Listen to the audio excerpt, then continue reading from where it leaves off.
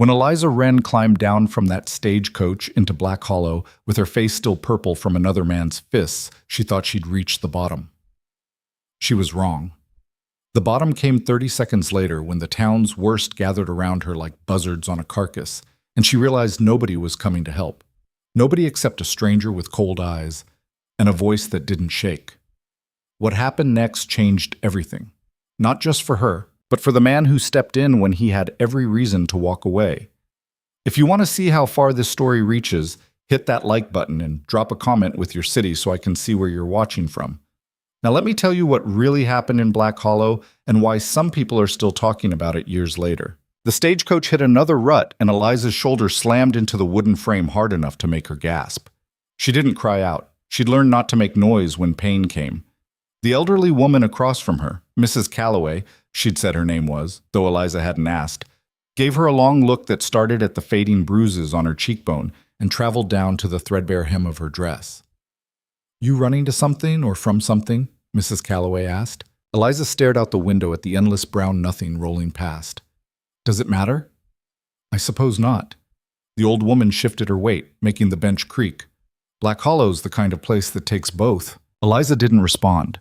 She had $17 sewn into the lining of her coat, a carpet bag with 2 dresses and a broken hairbrush, and a marriage certificate to a man named Thomas Wren, who turned out to be very good at writing letters and very bad at being human. 3 months she'd lasted. 3 months of discovering that the kind, educated gentleman from his correspondence was actually a drunk with fists like hammers and a smile that disappeared the moment she'd stepped off the train in Council Bluffs. She'd left in the middle of the night with his handprint still fresh on her throat. "Black Hollow's rough," Mrs. Calloway said. "You got people there?" "No." "Work lined up?" "No." "Money?" Eliza finally looked at her. "Enough to make it not your business." Mrs. Calloway's mouth twitched. Might have been a smile, might have been disgust. "Fair enough. Just trying to warn you. Town's not kind to women on their own, especially ones that look like they've already been through hell." "Then I'll fit right in," Eliza said. The stagecoach jerked to a stop 20 minutes later. The driver's voice came muffled through the roof. "Black Hollow, end of the line." Eliza grabbed her bag and climbed down before Mrs. Calloway could offer any more warnings. The heat hit her like a physical thing, dry and mean, the kind that sucked the moisture out of your mouth before you could swallow. Main Street stretched out in front of her, a wide dirt corridor lined with weathered buildings that looked like they were barely holding themselves upright. A saloon, a general store, a building with a "Say Office" painted in fading letters across the front. Not much else. People were staring. A man in a filthy apron stood in the doorway of what might have been a butcher shop. 2 women in faded calico dresses had stopped their conversation mid-sentence to look at her. A group of men outside the saloon had gone quiet. Eliza kept her chin up and started walking toward the general store. She made it maybe 10 steps. "Well, look at that!" The voice came from behind her. Male, amused in a way that made her stomach drop. She didn't turn around. "Hey, I'm talking to you!" Footsteps in the dust. More than one set. Eliza's hand tightened on her bag and she kept walking. "Rude, ain't she?" A different voice, younger. "Maybe she didn't hear you, Cole." "Oh, she heard." The first man, Cole, was closer now. "Didn't you, sweetheart?" Eliza stopped, turned. 3 men stood spread out behind her like they'd done this before. The one in the middle was tall and heavy-set, with a beard that didn't quite hide the meanness in his face. That was Cole. The other 2 flanked him, one skinny with nervous eyes, the other built like he'd spent his life moving heavy things. "I'm not looking for trouble," Eliza said. Cole grinned. "Who said anything about trouble? We're just being neighborly. You're new in town, you look like you've had a hard time, and we're offering to help." "I don't need help." "Sure you do." He took a step closer. "Pretty thing like you, all alone, no husband in sight, though somebody put hands on you recently, didn't they? Can see it in your face." His eyes traveled down her body in a way that made her skin crawl. "Bet you need all kinds of help." The skinny one laughed. A few other men had drifted over from the saloon now, forming a loose half-circle. Eliza counted 6 total. The women who'd been watching had disappeared. So had the man in the apron. "I have money," Eliza said quietly. I can pay for a room somewhere. That's all I need. Money. Cole said this word like it was funny. See? That's interesting. Because a woman traveling alone, looking like she does, carrying a bag and talking about money, that makes a man wonder where she got it. Makes him wonder if maybe she took something that wasn't hers. I didn't steal anything.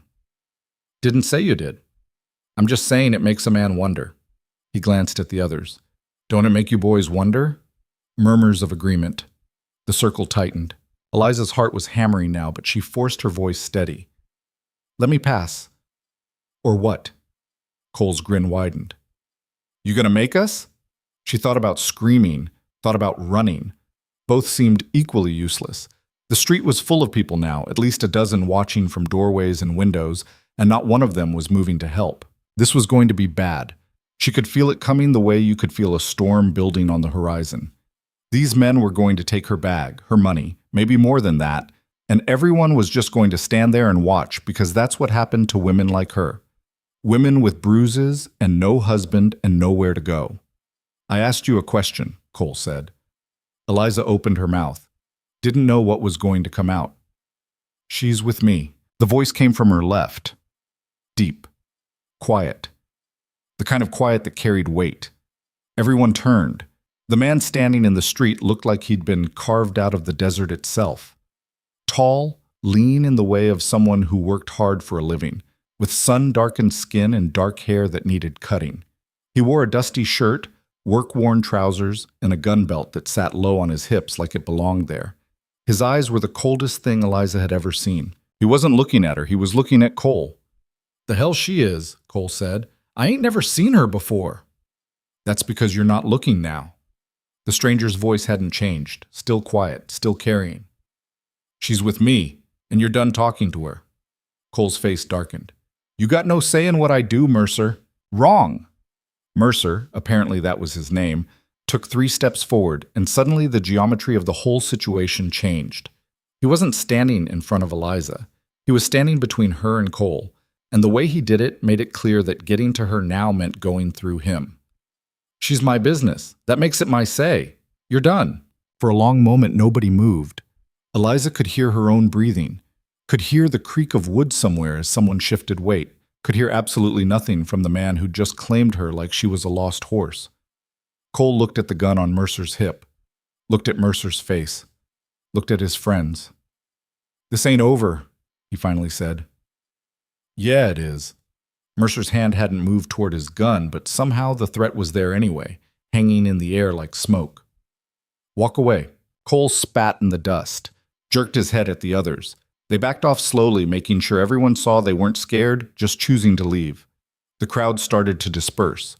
Within 30 seconds, the street looked almost normal again, like nothing had happened. Eliza realized she was shaking. Mercer turned to look at her for the first time. Up close, his eyes weren't quite as cold, more like tired, used up. He studied her face with the same blank expression you'd use to assess a piece of livestock. You hurt? He asked. No? Recent? It took her a second to understand what he meant. The bruises. Not by them. He nodded once, glanced at her bag. You got people here? No? Work? No. Plans? Eliza's laugh came out sharp and broken. Does it look like I have plans? Something flickered in his expression. Might have been sympathy. Might have been recognition. Cole and his boys are going to wait until I leave, then they're going to come back. You understand that? Yes. So you got 2 choices. One is you get back on the next stage out of here, which leaves tomorrow morning. Other is you come with me until you figure out your next move. Eliza stared at him. Why would you do that? Because I don't like Cole. He said it flat, like that explained everything. Maybe it did. You coming or not? Every instinct she had said not to trust strange men who appeared out of nowhere making offers. Every instinct she had was also what had gotten her married to Thomas Wren and beaten half to death in Council Bluffs. Where? She asked. My ranch, 15 miles out. I need someone to keep the house while I work the land. You need a place to sleep that isn't the street. We can figure out the details later. I don't... She stopped, started again. I'm not asking you to be anything, Mercer interrupted. I'm offering you work and a roof. That's all. You want it or not? Eliza looked back at the general store, at the saloon where Cole and his friends had retreated but were definitely watching, at the whole sun-bleached nowhere town that had made it clear exactly how much help she could expect. Yes, she said. Get your things. This is my things. He looked at her carpet bag. Something that might have been respect crossed his face. All right then, wagons this way. She followed him to a buckboard hitched outside the general store. He helped her up without comment, then climbed up beside her and took the reins. The wagon jerked forward, and Black Hollow started falling away behind them. Neither of them spoke for the first mile. Eliza kept waiting for him to say something, to ask questions, to make demands, to show her what he actually wanted. He just drove. What's your name? She finally asked. Wyatt Mercer. Eliza Wren. He nodded. Didn't ask if Wren was her married name or her real name. Didn't ask about the bruises. Didn't ask anything. Why did you help me? The question came out before she could stop it. Wyatt was quiet for long enough that she thought he wasn't going to answer. Then he said, I know what it looks like when someone's got no choices left. Figured I'd give you one. You don't know me. Don't need to. I could be a thief. Could have stolen that money like Cole said. Could have. He glanced at her. Did you? No? Then I guess it doesn't matter. Eliza turned that over in her head.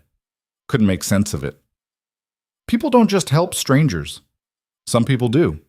Not in my experience. Then you've had bad experiences. He said it simply, like he was commenting on the weather. That going to be a problem? What? You expecting me to be like whoever gave you those bruises? You expecting me to turn into something ugly once we're alone? That going to make this impossible? The directness of it caught her off guard. Most men danced around things like that. Pretended they didn't see. I don't know. Fair enough. Wyatt shifted the reins. Here's how it works. I've got a house that's falling apart because I'm one man trying to work 300 acres alone. I've got animals that need tending, fences that need mending, and about 1,000 things I can't get to because there's only so many hours in a day. You help with the house and the cooking and whatever else needs doing. You get room and board and enough pay to save up for wherever you're going next. I don't hit. I don't force. I don't take what's not offered. You stay as long as you want. Leave when you want. That clear enough? Eliza studied his profile. Hard angles and sun damage, and nothing soft anywhere except maybe the scar that cut through his left eyebrow. Why do I feel like there's a catch? No catch, just reality. Ranch is isolated. Nearest neighbor's 6 miles. Town's 15. You'll be alone with me most of the time. If that's going to be a problem, say so now. And if I say it is, then I'll take you back to town and you can wait for tomorrow's stage. She thought about it. About Cole's grin and the way the town had watched like she was entertainment. About Thomas and the night she'd run and every other bad decision that had led her here. It's not a problem, she said. You sure? No? The honesty surprised her. But I don't have better options. Wyatt almost smiled. Didn't quite make it. At least you're honest. They drove in silence after that. The landscape shifted from scrub brush to something even more desolate. Just sand and rock and the occasional twisted tree that looked like it was trying to strangle itself. The sun beat down relentless. Eliza's back ached from the wagon, and her head was starting to pound from the heat, and she was fairly certain she'd just made another terrible choice. Then the ranch appeared. It wasn't much. A low house made of adobe and weathered wood, a barn that leaned slightly to the left, a corral with 3 horses standing in the shade, a windmill turning slow in the breeze. Everything looked tired and used up and barely hanging on. It looked perfect. Wyatt pulled the wagon to a stop and climbed down. Came around to help her, but she was already on the ground, staring at the house. Needs work, he said. Everything needs work. Eliza turned to look at him. Show me. He did. The house had 4 rooms, a main room with a fireplace and a table, a small kitchen, a bedroom, and a storage room that was mostly empty. The furniture was rough-made but solid. The floor was dirt in some places, wood in others. There was dust everywhere. You'll take the bedroom, Wyatt said. I'll sleep in the barn. It's not negotiable. He set her bag down on the bed. You need privacy. I need you not to feel cornered. This is how it works. Eliza looked at the bed, at the window with actual glass in it, at the walls that would stand between her and the rest of the world.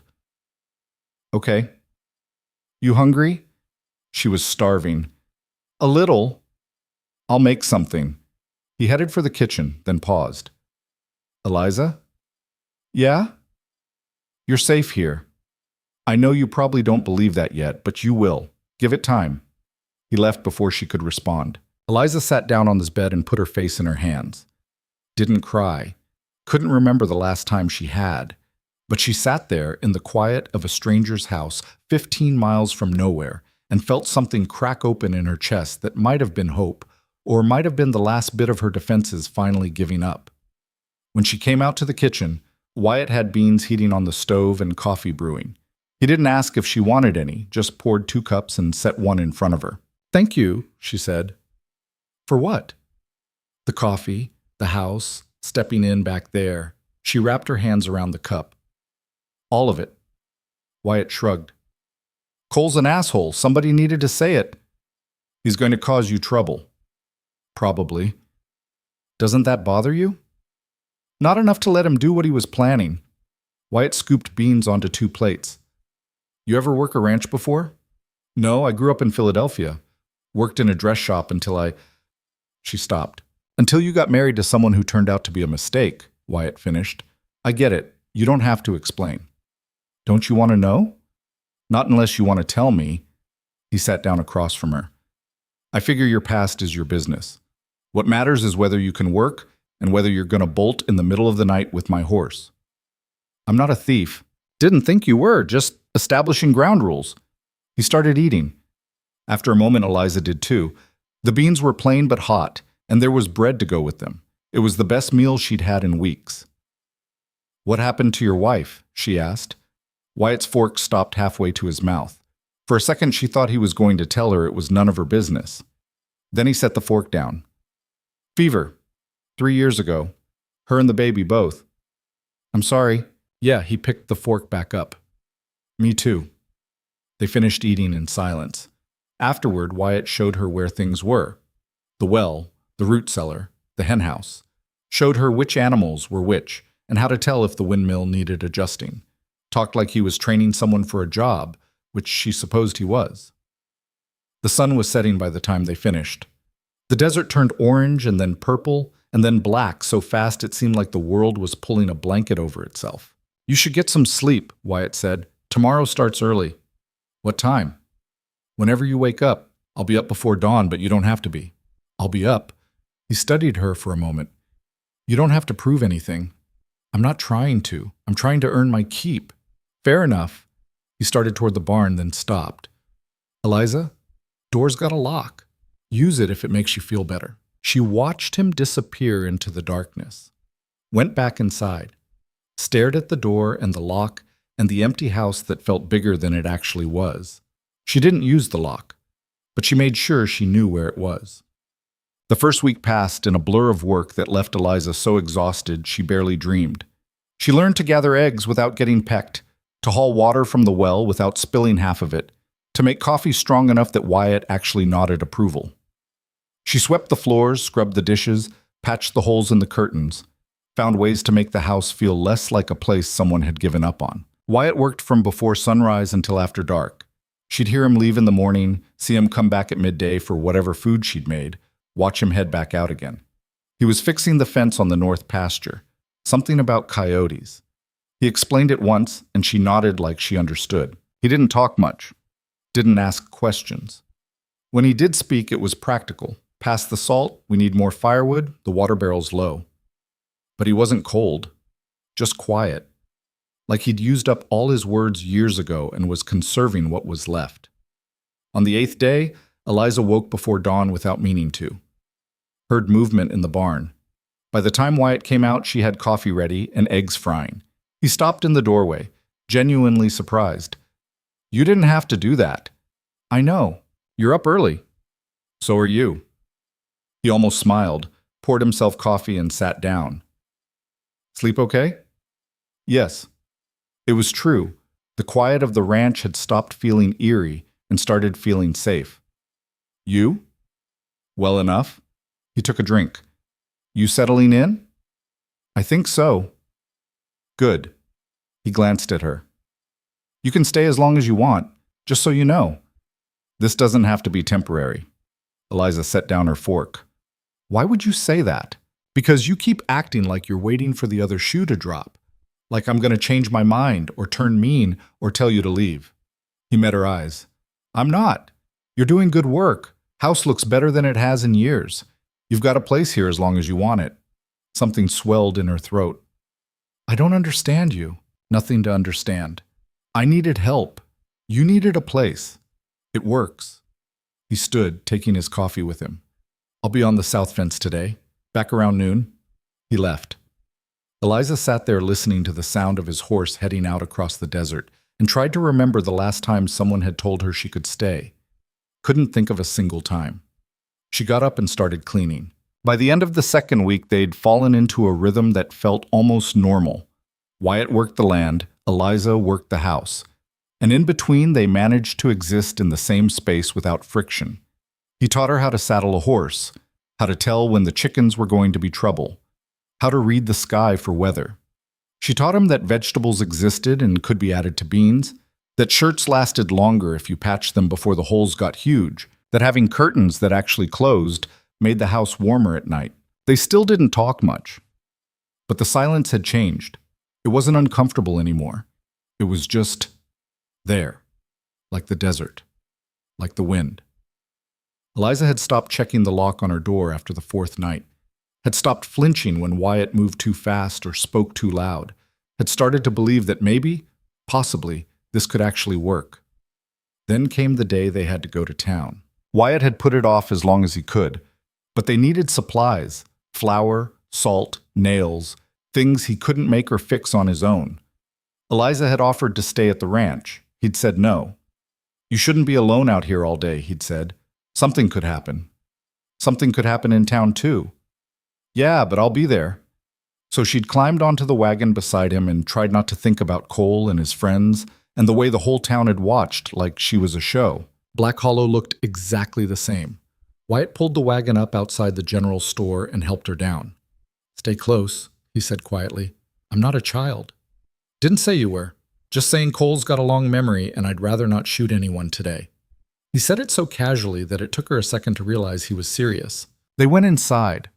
The store was dim and dusty and smelled like tobacco and old wood. The man behind the counter, rail-thin with suspicious eyes, looked up when they entered. Mercer, he said. Been a while. Peterson, Wyatt pulled out a list. Need to stock up. Peterson's gaze slid to Eliza, lingered. I see you kept the lost bird. She's got a name. I'm sure she does. Peterson took the list without looking away from her. Heard she's been living out at your place. That true? You heard right. Interesting. Peterson finally looked down at the list. People are talking. People always talk. They're saying maybe you found yourself a new wife. Wyatt's expression didn't change. They can say whatever they want. You gonna fill that order or not? Peterson shrugged and started pulling items from the shelves. Eliza stood there trying to ignore the weight of his stare, the implication hanging in the air like smoke. She wandered towards the back of the store where bolts of fabric were stacked next to jars of preserves and penny candy. Ran her fingers over a piece of blue calico that reminded her of a dress she'd had back in Philadelphia, back when things were different. Pretty, ain't it? She spun. Cole stood 3 feet away, leaning against a support beam with his arms crossed. She hadn't heard him come in. Excuse me, she said, and started to move past him. He shifted, not blocking her exactly, just making it clear she'd have to brush against him to get by. Heard you're playing house with Mercer, Cole said. That work out the way you hoped? I'm working, that's all. Right, working. His grin was the same one from the street. Funny kind of work, living in a man's house, sleeping in his bed. I don't sleep in his bed. Sure you don't. Cole took a step closer, close enough that she could smell the whiskey on him. You know what I think? I think you're a whore who got lucky. Found yourself a lonely fool with a ranch and latched on tight. That about right? Eliza's hand tightened on her skirt. You don't know anything about me. I know enough. I know women like you. You blow into town with nothing, looking for some man to take care of you, and then you act all wounded when people see through it. He reached out, ran one finger down her arm. Maybe if you'd been nicer to me that first day, you'd be in my bed instead of... Touch her again, Wyatt said from behind them, and I'll break your hand. Cole jerked back. Wyatt stood in the aisle with a bag of flour in one hand and an expression on his face that made Cole take another step backward. We were just talking, Cole said. No, you weren't. Wyatt set the flour down carefully, didn't raise his voice, didn't have to. You were putting your hands on her after she made it clear she didn't want you to. That's not talking. I barely touched... You touched her at all. That's the problem. Wyatt moved between them, same way he had in the street. Now you're going to apologize and walk out of here, or we're going to have a different conversation outside. Cole's face flushed dark red. You threatening me? Promising you. For a second, Eliza thought Cole was actually going to do it, going to push and see what happened. Then Peterson's voice came from the front. Cole, we don't need trouble in here. Cole looked at Eliza, looked at Wyatt, spat on the floor and walked out. Wyatt waited until the door closed. Then he turned to Eliza. You all right? She nodded, didn't trust her voice. He hurt you? No. Wyatt studied her face like he was checking for lies. Finally nodded. Let's finish up and get out of here. They paid Peterson and loaded the supplies into the wagon in silence. Eliza's hands were shaking. She tried to hide it, but Wyatt noticed. He always noticed. He didn't say anything until they were a mile outside town. Then he pulled the wagon to a stop. What are you doing? Eliza asked. Giving you a minute. He wrapped the reins around the brake. You're shaking. I'm fine. You're not. And that's okay. He turned to face her fully. What Cole said, you know that's not true, right? Which part? All of it. You're not a whore. You're not latching on to anything. You're working for what you get and you're doing a damn good job of it. Eliza looked down at her hands. The whole town thinks I'm sleeping with you. The whole town can think whatever it wants. Doesn't that bother you? No. Why not? Wyatt was quiet for a moment. Because I know the truth.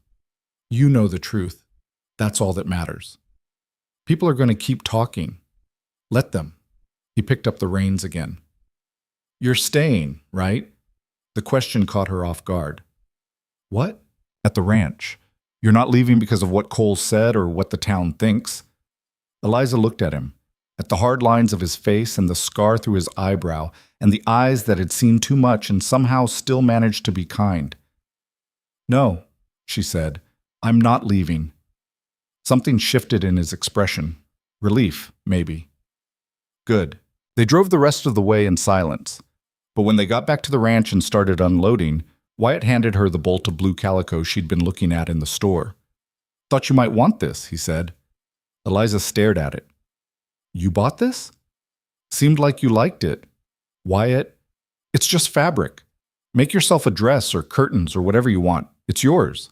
He walked away before she could say thank you, before she could tell him that nobody had bought her anything in so long she'd forgotten what it felt like. She stood there holding the fabric and watching him disappear into the barn and felt that crack in her chest widen just a little more. That night, after dinner, Eliza sat by the fire and started cutting the fabric. Wyatt was outside checking the animals. She heard him come back in, heard him pause in the doorway. Making something? He asked. A dress, if I remember how. He came closer, looked at her work. You need help? Do you sew? No, but I can hold things. She almost laughed. Almost. That's okay. I can manage. He nodded and started to leave, then stopped. Eliza? Yeah? I meant what I said, about you staying as long as you want. I know it's not perfect, but it's yours if you want it. She looked up at him. Why? Why what? Why do you care? I'm nobody. I'm just someone you pulled out of a bad situation. You're not nobody. He said it firm. Final. You're someone who's had a run of bad luck and deserved better than what she got, and I've got room here. That's all. That's all. He met her eyes. That's enough.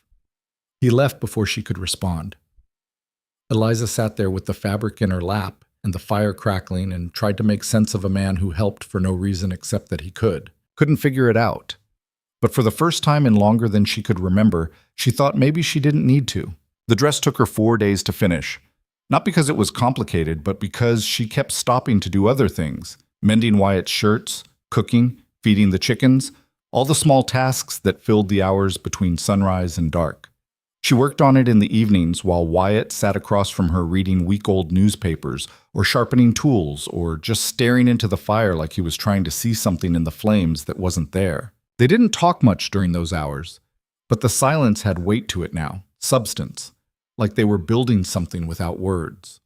On the 4th night, she held up the finished dress. It wasn't perfect. The hem was a little uneven and one sleeve sat slightly higher than the other, but it was hers. First thing she'd owned in months that hadn't been given to her out of pity or obligation. "Looks good," Wyatt said from across the room. Eliza glanced at him. "You can't even see it from there." "I can see enough." He set down the knife he'd been working on. "You gonna wear it?" "Maybe." She folded it carefully. "Seems too nice for ranch work." "Then wear it when we go to town next time." "I'm not sure I want to go to town next time." Wyatt's expression shifted. "Because of Cole?" "Because of everyone, the way they look at me, the things they say when they think I can't hear.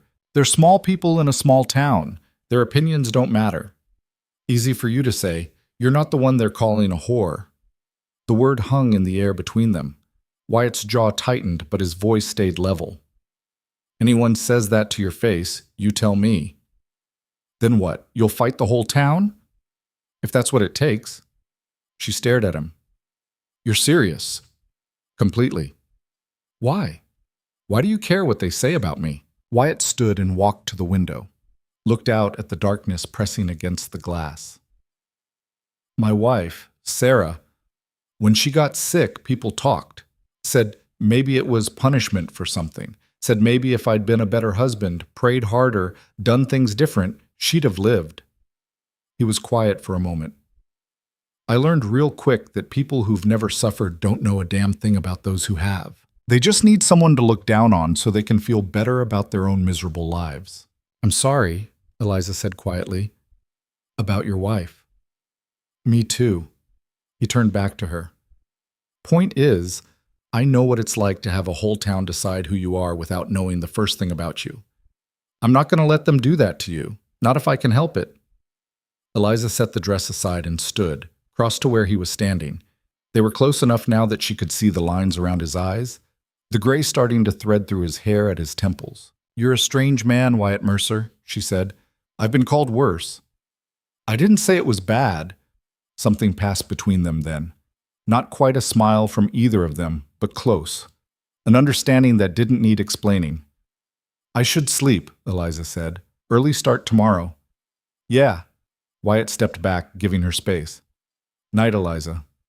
"Night." She went to her room and closed the door, sat on the bed with the new dress in her lap, and tried to remember the last time someone had stood up for her the way Wyatt did. Couldn't think of one. Thomas had never defended her to anyone. Her family back in Philadelphia had stopped writing after she'd gotten married. The women at the dress shop where she'd worked had been kind enough, but not the kind that lasted when things got hard. Wyatt was different. Wyatt stepped between her and trouble without being asked, bought her fabric, told her she could stay, and he did it all without expecting anything in return except honest work. She didn't know what to do with that, didn't know how to carry it.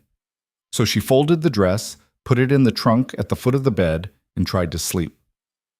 The next morning, she woke to the sound of shouting. Eliza bolted upright, heart hammering. For a split second, she was back in Council Bluffs with Thomas yelling and his fists coming and nowhere to run. Then reality caught up, and she heard Wyatt's voice, calm and firm, and another voice she didn't recognize. She pulled on her dress from yesterday and went to the window. 2 men on horses sat in front of the house. Wyatt stood between them and the door, arms crossed. "Don't care what you heard," one of the men was saying. "We're here on business." "Then state your business and leave," Wyatt said. "We're looking for someone." Woman matching her description passed through Black Hollow a few weeks back. "We have reason to believe she might have come out this way." Eliza's stomach dropped. "A lot of people pass through Black Hollow," Wyatt said. "You're going to have to be more specific." Dark hair, late 20s, traveling alone, probably had bruises on her face. Wife of a man named Thomas Wren. He wants her back. The world tilted. Eliza gripped the windowsill to stay upright. Haven't seen anyone like that, Wyatt said. Now get off my land. You're lying. The second man spoke now, older than the first, with a voice like gravel. We tracked her this far. Someone in town said they saw a woman fitting that description with you. Then someone in town was mistaken. We'd like to search your property. No. We can get the sheriff. Sheriff's got no authority 15 miles outside town. This is my land. You're trespassing. Leave. Now. There was a long pause. Eliza watched through the gap in the curtains, barely breathing. Thomas Wren's offering a reward, the first man said. $100 for information leading to her return. You sure you haven't seen her?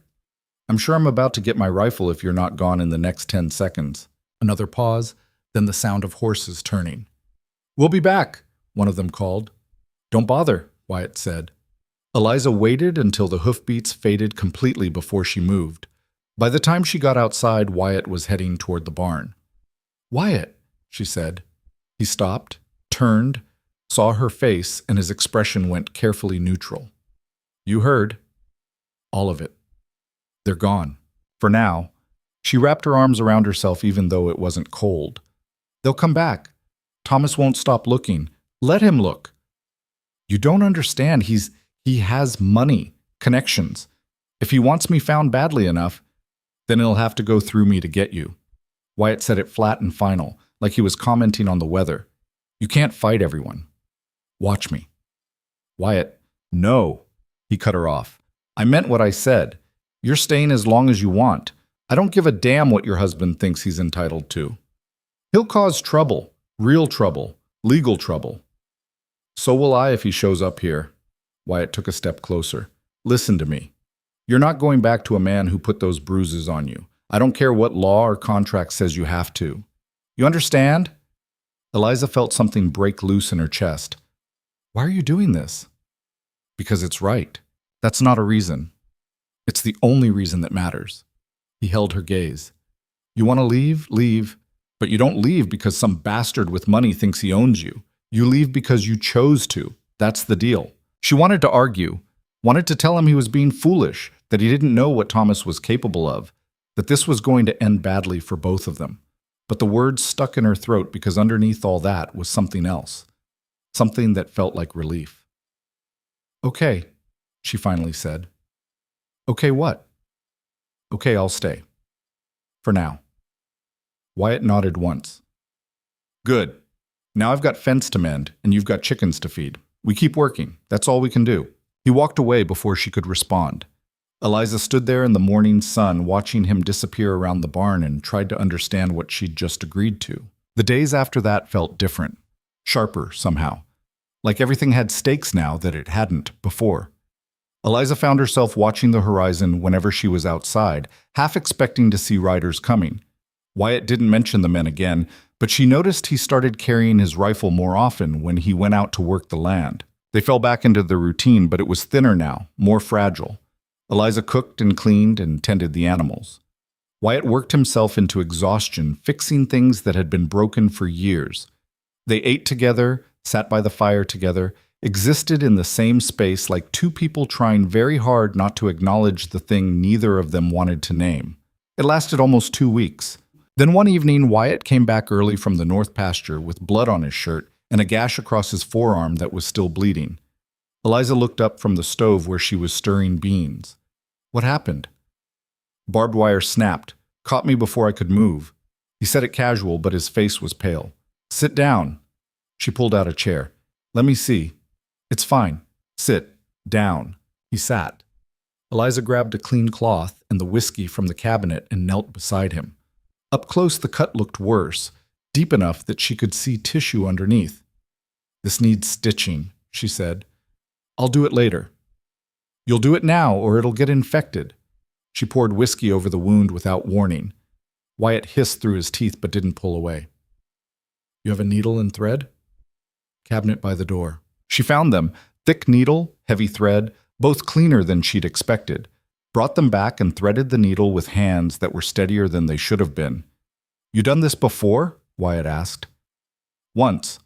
My father cut his hand working in the rail yard. Mother made me help." She pressed the cloth against his arm to slow the bleeding. "This is going to hurt." I figured. She worked as quickly as she could, pushing the needle through skin that was tougher than she'd expected. Wyatt didn't make a sound, but his jaw was clenched tight enough that she could see the muscle jumping. 6 stitches total. Not pretty, but functional. "Done," she said, tying off the last one. Wyatt looked at his arm. "Not bad." "It's terrible, but it'll hold." "That's all that matters." He started to stand, swayed slightly, sat back down hard. "When's the last time you ate?" Eliza asked. "This morning." "When's the last time you drank water?" He didn't answer. "That's what I thought." She poured him a cup of water from the pitcher, then ladled beans into a bowl. "Eat, then you're going to bed." You've got nothing that can't wait until tomorrow. You're no good to anyone if you pass out from blood loss and exhaustion." Wyatt looked at her for a long moment. Then he picked up the spoon and started eating. Eliza went back to the stove and tried to ignore the way her hands were shaking now that the crisis was over. Tried to ignore the fact that the thought of Wyatt hurt had made something in her chest seize up in a way that felt dangerous. "Eliza," Wyatt said after a while. "Yeah? Thank you." "For what?" "Taking care of that. I'm not—" He stopped, started again. "I'm not used to having someone around who does that." "You take care of me," she said simply. "I take care of you. That's how this works." "Is it?" She turned to look at him. "Isn't it?" Something passed across his face. "Yeah," he said quietly. "I guess it is." They didn't talk more that night. Wyatt finished eating and went to the barn despite Eliza's protests that he should sleep in the house. She cleaned up and went to bed but couldn't sleep. Kept seeing the blood on his shirt, the paleness of his face, the way he'd looked at her when she'd said they took care of each other. Like maybe she'd said something he'd been waiting to hear. She got up before dawn the next morning and found Wyatt already working near the corral. His arm was bandaged properly now, but she could see him favoring it. "You shouldn't be working," she called. "I'm fine. Your stitches are going to tear." "They'll hold." "Wyatt," he turned to face her. "I appreciate the concern, but I've got work that can't wait. I'll be careful. At least let me help." "You don't know how to mend fence." "Then teach me." He opened his mouth, closed it. "You're serious." "Completely. You said yourself you're one man trying to work 300 acres. If I can help, I should. It's hard work. I'm not delicate." "I know that." He studied her for a moment. "All right, but we start small. No barbed wire." They spent the morning working together on the south fence, replacing posts that had rotted through. Wyatt showed her how to dig the holes deep enough, how to set the posts straight, how to pack the dirt so they'd hold. It was brutal work, the sun beating down, the ground hard as stone, her hands blistering even through the gloves he'd given her. She loved it. There was something clean about physical labor, something honest. She could see what she'd accomplished at the end of the day, could point to a fence that stood straighter because she'd helped build it. "You're better at this than I expected," Wyatt said around midday. "Because I'm a woman?" "Because you grew up in a city. Most city people can't handle ranch work." "Most city people haven't had to handle what I've handled." He nodded slowly. "Fair point." They worked until the sun started to dip, then headed back to the house. Eliza's shoulders ached, and her back felt like someone had beaten it with a board, but she was smiling despite herself. "What's funny?" Wyatt asked. "Nothing. I can't remember the last time I was this tired from doing something that mattered." "It matters?" "Doesn't it? This fence keeps the animals safe, keeps the ranch running. That's more than I can say for most of the things I did back in Philadelphia." Wyatt was quiet for a moment. "You miss it? The city?" "No." The answer surprised her with how quickly it came. "I thought I would, but I don't. Everything there was—" She searched for the word. "Small. My whole life fit into one room and a job I hated and trying to be what everyone expected. This is different. Bigger. Even though it's just a ranch in the middle of nowhere, it's bigger because I get to decide who I am here." "And who's that?" She looked at him. I don't know yet, but I'm figuring it out. They reached the house and Eliza started making dinner while Wyatt checked on the animals. By the time he came back inside, she had stew cooking and coffee ready. You didn't have to do all this, he said. I wanted to. He poured himself coffee and sat down. Watched her move around the kitchen with an expression she couldn't quite read. What? She finally asked. Nothing. Just, you look different than you did when you first got here. Different how? Stronger. Like you're not afraid all the time. Eliza considered that. I'm still afraid. Just not of the same things. What are you afraid of now? The question caught her off guard. She stirred the stew, buying time. That Thomas will find me. That those men will come back. That I'll wake up one morning and this will all have been temporary and I'll have to leave. You won't have to leave. You can't promise that. I can promise I won't make you leave. The rest we'll handle when it comes. She turned to look at him. You keep saying things like that. Like you're planning for a future where I'm here. Is that a problem? I don't know. I'm not used to people wanting me around that long. Wyatt set down his cup. Then get used to it. Because you're good at this. The work, the house, all of it. And more than that, he paused. It's better with you here. The ranch, me, everything. Eliza's throat tightened. Wyatt, I'm not asking for anything, he said quickly. I'm not trying to. This isn't me expecting something from you. I just want you to know that you're not a burden. You're not someone I'm tolerating until something better comes along. You're. He stopped. Started again. You matter. Here. To this place. That's all I'm saying. She couldn't speak for a moment. Finally, she managed, to you? What? Do I matter to you? Wyatt met her eyes. Yeah, you do. The stew was burning. Eliza could smell it, but couldn't seem to move. Just stood there staring at a man who'd taken her in when she had nothing, asked for nothing in return, and was now telling her she mattered like it was the simplest truth in the world. The food, Wyatt said gently. Right. She turned back to the stove, rescued the stew before it was completely ruined. Served it with hands that trembled slightly. They ate in silence. But it was different from before. Charged with something neither of them was ready to acknowledge. After dinner, Wyatt went out to check the barn one more time. Eliza cleaned up and was about to head to bed when she heard horses. Multiple horses. She froze, looked out the window. 5 riders coming up the path in the gathering dark.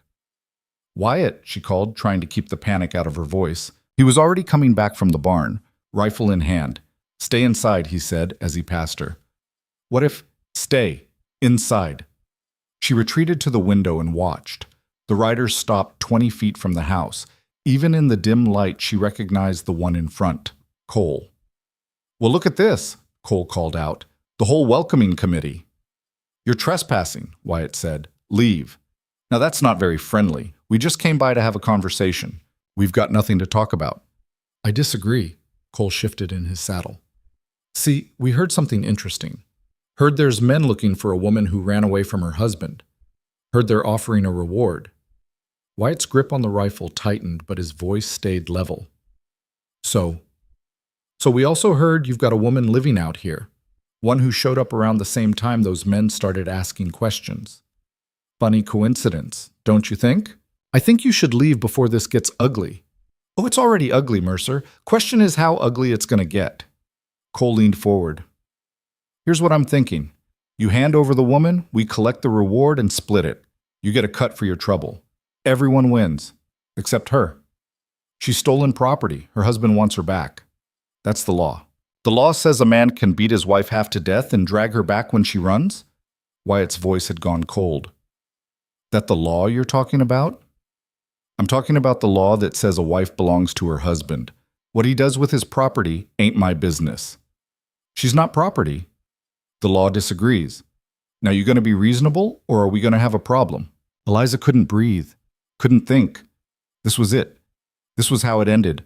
Cole and his men would take her and drag her back to Thomas and everything, the ranch, the work, the feeling like maybe she could be safe.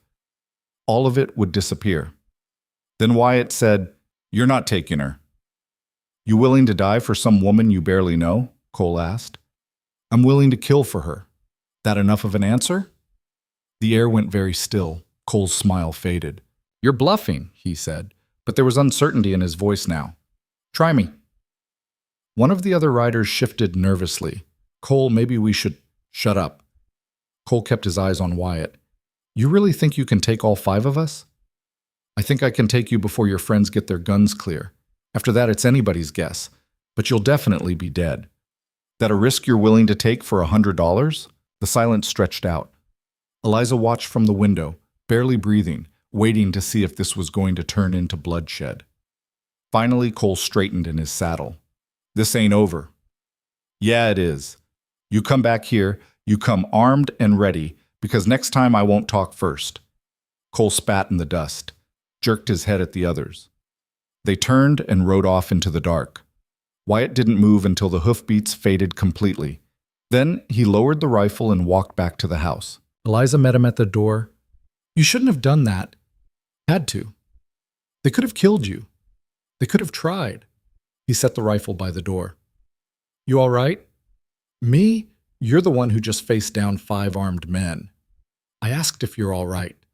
She wanted to say yes, wanted to be strong and unshakable and not show how terrified she'd been, but the words wouldn't come. Instead, she felt herself starting to shake. Wyatt's expression softened. Eliza, I'm sorry, she managed. I'm sorry I brought this to your door. I should leave. I should go before someone gets hurt because of me. You're not going anywhere. Wyatt! No! He caught her shoulders, firm but gentle. Listen to me. You didn't bring this. Thomas brought this. Cole brought this. You're just trying to survive, and I'll be damned if I let anyone punish you for that. Someone's going to get killed. Maybe. But it won't be you, and it won't be because I stood by and did nothing. Why? The word came out broken. Why are you doing this? He looked at her for a long moment. Something shifted in his face.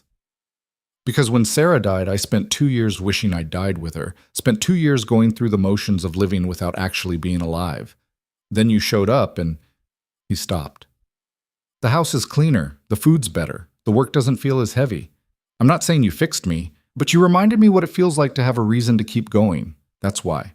Eliza couldn't speak, couldn't process what he'd just said. I'm not asking for anything, Wyatt continued. I'm not expecting you to...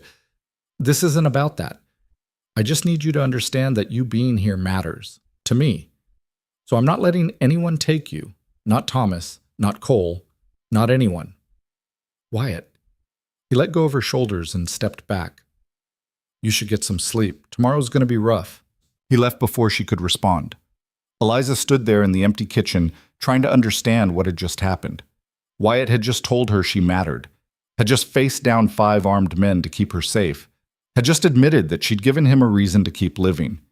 And she realized, standing there in the house they'd been building together without meaning to, that somewhere along the way she'd started to feel the same. She went to bed but didn't sleep, just lay there listening to the sounds of the desert at night and thinking about a quiet man who'd stepped into her life when she had nothing and asked for nothing in return except that she stay. The next morning she found Wyatt already up, reinforcing the barn door. What are you doing? She asked. Making sure we're ready if they come back. You think they will? Cole's not smart, but he's stubborn. Yeah, they'll be back. Eliza watched him work. What do we do? We keep working, keep living, keep making this place stronger. He paused. And when they come, we're ready. I don't know how to shoot. He looked at her. You want to learn? Yes? All right. After breakfast, I'll teach you. They ate quickly, and then Wyatt brought out an old rifle from the house. Showed her how to hold it, how to aim, how to breathe and squeeze instead of pulling, set up targets against the far fence and let her practice. She was terrible at first, couldn't hit anything. But Wyatt was patient, adjusting her stance, talking her through it, never making her feel stupid for not knowing. By midday, she'd managed to hit 3 targets. Not bad, Wyatt said. I'm awful. You're learning. That's different. He took the rifle. Keep practicing. You don't have to be good. You just have to be good enough that if someone comes through that door, you can make them think twice. I don't know if I could actually shoot someone. Then you aim at their legs. You aim to stop them, not kill them. But you do whatever it takes to protect yourself. Understood? She nodded. They spent the afternoon working together on the ranch, fixing the chicken coop door that had been hanging crooked, hauling water, checking the fences. Normal work. But underneath it all was the awareness that this might not last. that Thomas's men or Cole or someone else might show up and shatter everything they'd built. That night after dinner, Eliza finally worked up the courage to ask the question that had been eating at her. What if they bring the law? Wyatt looked up from the harness he was mending. Then we deal with it. The law says I'm Thomas's wife, says I have to go back. The law also says a man can't beat his wife. Doesn't stop it from happening. That's not the same thing, isn't it? He set down the harness. The law is supposed to protect people. When it protects the ones doing harm instead, it's not worth much. So what do? We tell the truth. You show them the bruises that are still healing. You tell them what Thomas did. And if they still say you have to go back, then we figure out the next step. What's the next step? Wyatt met her eyes. You run, and I make sure no one follows. Wyatt, you can't. I can. I will. He said it simply. I'm not letting you go back to a man who hurts you. I don't care what the law says. Some things are more important than being legal. Eliza felt tears burning in her eyes, but refused to let them fall. I don't deserve this. What? You? This. Someone willing to risk everything for me. Everyone deserves that, Wyatt said quietly.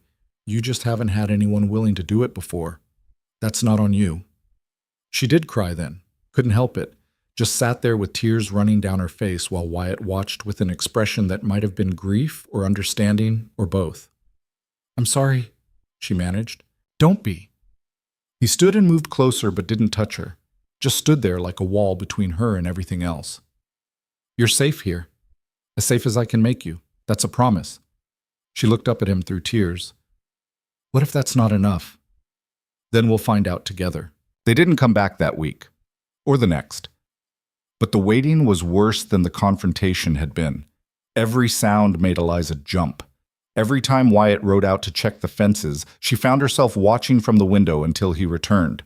The rifle he'd taught her to use stayed propped by the door, loaded. A constant reminder that safety was temporary and violence was always just one bad decision away. Wyatt felt it too. She could see it in the way he moved, more alert, more careful. He'd started saddling his horse differently, positioning it so he could mount and ride in seconds if he needed to. Started checking the perimeter every night before dark. Small changes that added up to a man preparing for war.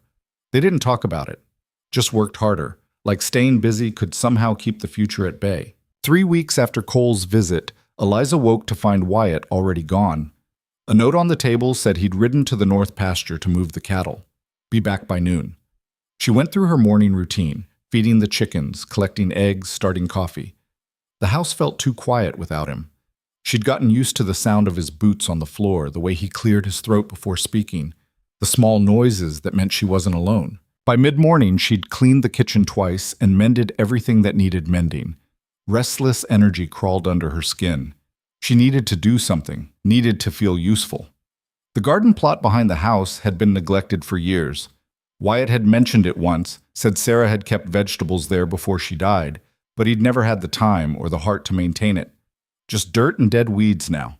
Eliza grabbed a shovel from the barn and started clearing it. The work was brutal. The ground was baked hard from years of sun and neglect. Every shovelful felt like trying to dig through stone. But she kept at it, driven by something she couldn't quite name. Maybe it was the need to build something that would last. Maybe it was the desire to give back to this place that had given her shelter. Maybe it was just the simple fact that working until her muscles screamed was better than sitting inside waiting for the next crisis. She was 2 hours in, covered in dirt and sweat, when she heard the horses. Multiple horses. Coming fast. Eliza dropped the shovel and ran for the house, grabbed the rifle. Her hands were shaking so badly she almost dropped it. She forced herself to breathe, to remember everything Wyatt had taught her. Stance, aim, don't pull, squeeze. She positioned herself by the window and looked out. 6 riders this time. Cole in front, the same men from before, plus one she didn't recognize. They pulled up in front of the house and dismounted. Mercer, Cole shouted, we know you're here. Come on out. Eliza's heart hammered. Wyatt wasn't here. She was alone. 6 armed men and her with a rifle she barely knew how to use. I said come out, Cole called again, or we're coming in. She could run. Out the back, into the desert, hope she could lose them. But they had horses and she didn't. They'd run her down in minutes. She could hide, but they'd search the house and find her eventually. Or she could face them. The thought terrified her, but hiding had never saved her before. Running had only delayed the inevitable. Eliza opened the door and stepped out onto the porch, rifle in hand. Cole's surprise was visible even from 20 feet away. "Well," he said, "look at that. Little bird's got claws now." "Leave," Eliza said. Her voice shook, but she kept the rifle steady. "Where's Mercer?" "Not here." "That's convenient." Cole took a step forward. "Why don't you put that gun down before someone gets hurt?" "Stay where you are." "You even know how to use that thing?" "Well enough." "I doubt that." Another step. "See, I think you're scared. I think you're alone and out of your depth and about 5 seconds from breaking. So why don't you make this easy and come with us? We'll take you back to your husband, collect our money, and everyone goes home happy." "I'm not going anywhere with you." "Yes, you are. Question is whether you walk or we drag you." The other men had started to spread out, flanking her. Eliza's hands tightened on the rifle. She could shoot 1, maybe 2 if she was lucky, but not 6. They knew it, and she knew it. "Last chance," Cole said. "Put the gun down." "No." "Have it your way." He nodded to the men on either side. They moved fast. Too fast. Eliza swung the rifle toward the closest one, but before she could fire, someone grabbed it from behind, wrenching it out of her hands. She spun, throwing an elbow that connected with something solid, heard a grunt of pain. Then hands were on her, pulling her backward, and she was fighting with everything she had, kicking, scratching, biting. "Little bitch," someone snarled. A fist caught her in the ribs, and the air went out of her. She went down hard, tasting blood and dust. Hands grabbed her arms, hauling her up. "Enough," Cole said. He was standing in front of her now, close enough that she could see the satisfaction in his eyes. "You just made this a whole lot worse on yourself." "Go to hell," Eliza spat. He backhanded her across the face. Stars burst in her vision. "You got a mouth on you," Cole said. "Your husband's going to enjoy beating that out of you." He grabbed her jaw, forcing her to look at him. "Should have been nicer to me when you had the chance. Now you're going to learn what happens to women who don't know their place." Eliza tried to wrench free, but the hands holding her were too strong. "Put her on a horse," Cole ordered. "We'll take her to—" The gunshot cut him off. Everyone froze. Wyatt sat on his horse 50 yards out, rifle aimed directly at Cole's head. He looked calm. Looked like a man who'd already made peace with what came next. "Let her go," he said. Cole's hand dropped from Eliza's face. "You're outnumbered, Mercer." "Don't care. Let her go or I put a bullet in your skull." "You fire that gun, my boys will cut you down before you can reload." "Probably. But you'll be dead first." "That an acceptable trade?" Nobody moved. Eliza could feel the hands on her arms trembling slightly. Could see the calculation happening on Cole's face.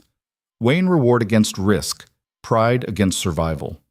"You're bluffing," Cole finally said. Wyatt's rifle barked. The bullet hit the dirt 6 inches from Cole's left boot. Cole jerked backward with a curse. "Next one's through your knee," Wyatt said. "The one after that's through your head. Your choice." "You're a dead man," Cole snarled. "Everybody dies.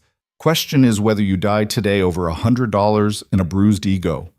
Wyatt's voice was flat, empty of everything except cold certainty. "I'm counting to 3. 1. The men holding Eliza looked at Cole. 2. "All right," Cole snapped. "Let her go." The hands released her. Eliza stumbled forward, caught herself before she fell. "Eliza," Wyatt said, "come here, slow." She walked toward him, watching the men out of the corner of her eye. They were tensed like springs, ready to move. One wrong step, and this would explode. She made it to Wyatt's horse. He reached down, grabbed her arm, and hauled her up behind him in one smooth motion. "Next time you come to my land," Wyatt said, "you better bring an army, because I'm done being reasonable." He turned the horse and rode. Not fast. That would have shown fear. Just steady and deliberate, like a man who knew exactly how dangerous the moment was and refused to blink first. Eliza wrapped her arms around his waist and held on. Could feel the tension in his body, coiled tight as wire.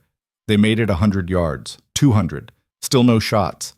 Then they were over the rise and out of sight, and Wyatt kicked the horse into a gallop. They rode hard for 15 minutes before he finally slowed, pulled up near a cluster of rocks and dismounted, helped Eliza down, and then stood there breathing hard, staring back the way they'd come.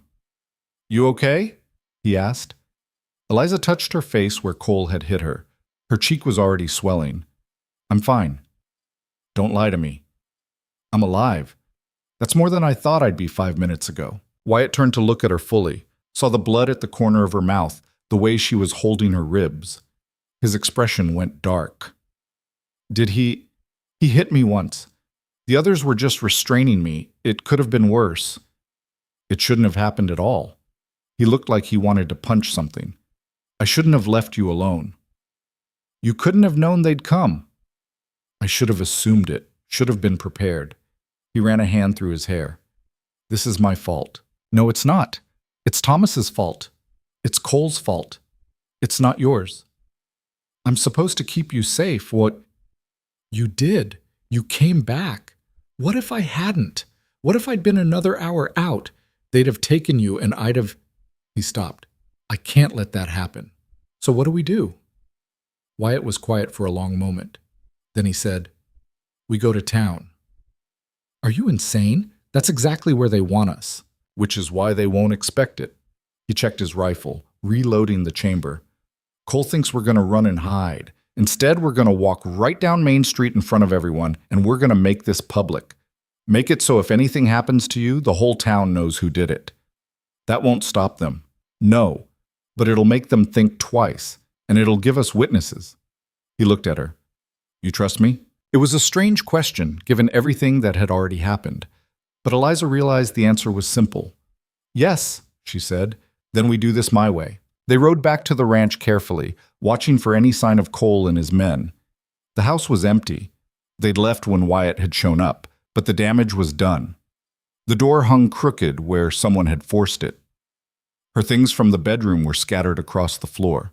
They'd searched the place looking for valuables, made a mess just because they could. Eliza stood in the doorway looking at the wreckage and felt something harden in her chest. This had been her safe place, her refuge, and they'd violated it. "I'll fix it," Wyatt said quietly. "We'll fix it."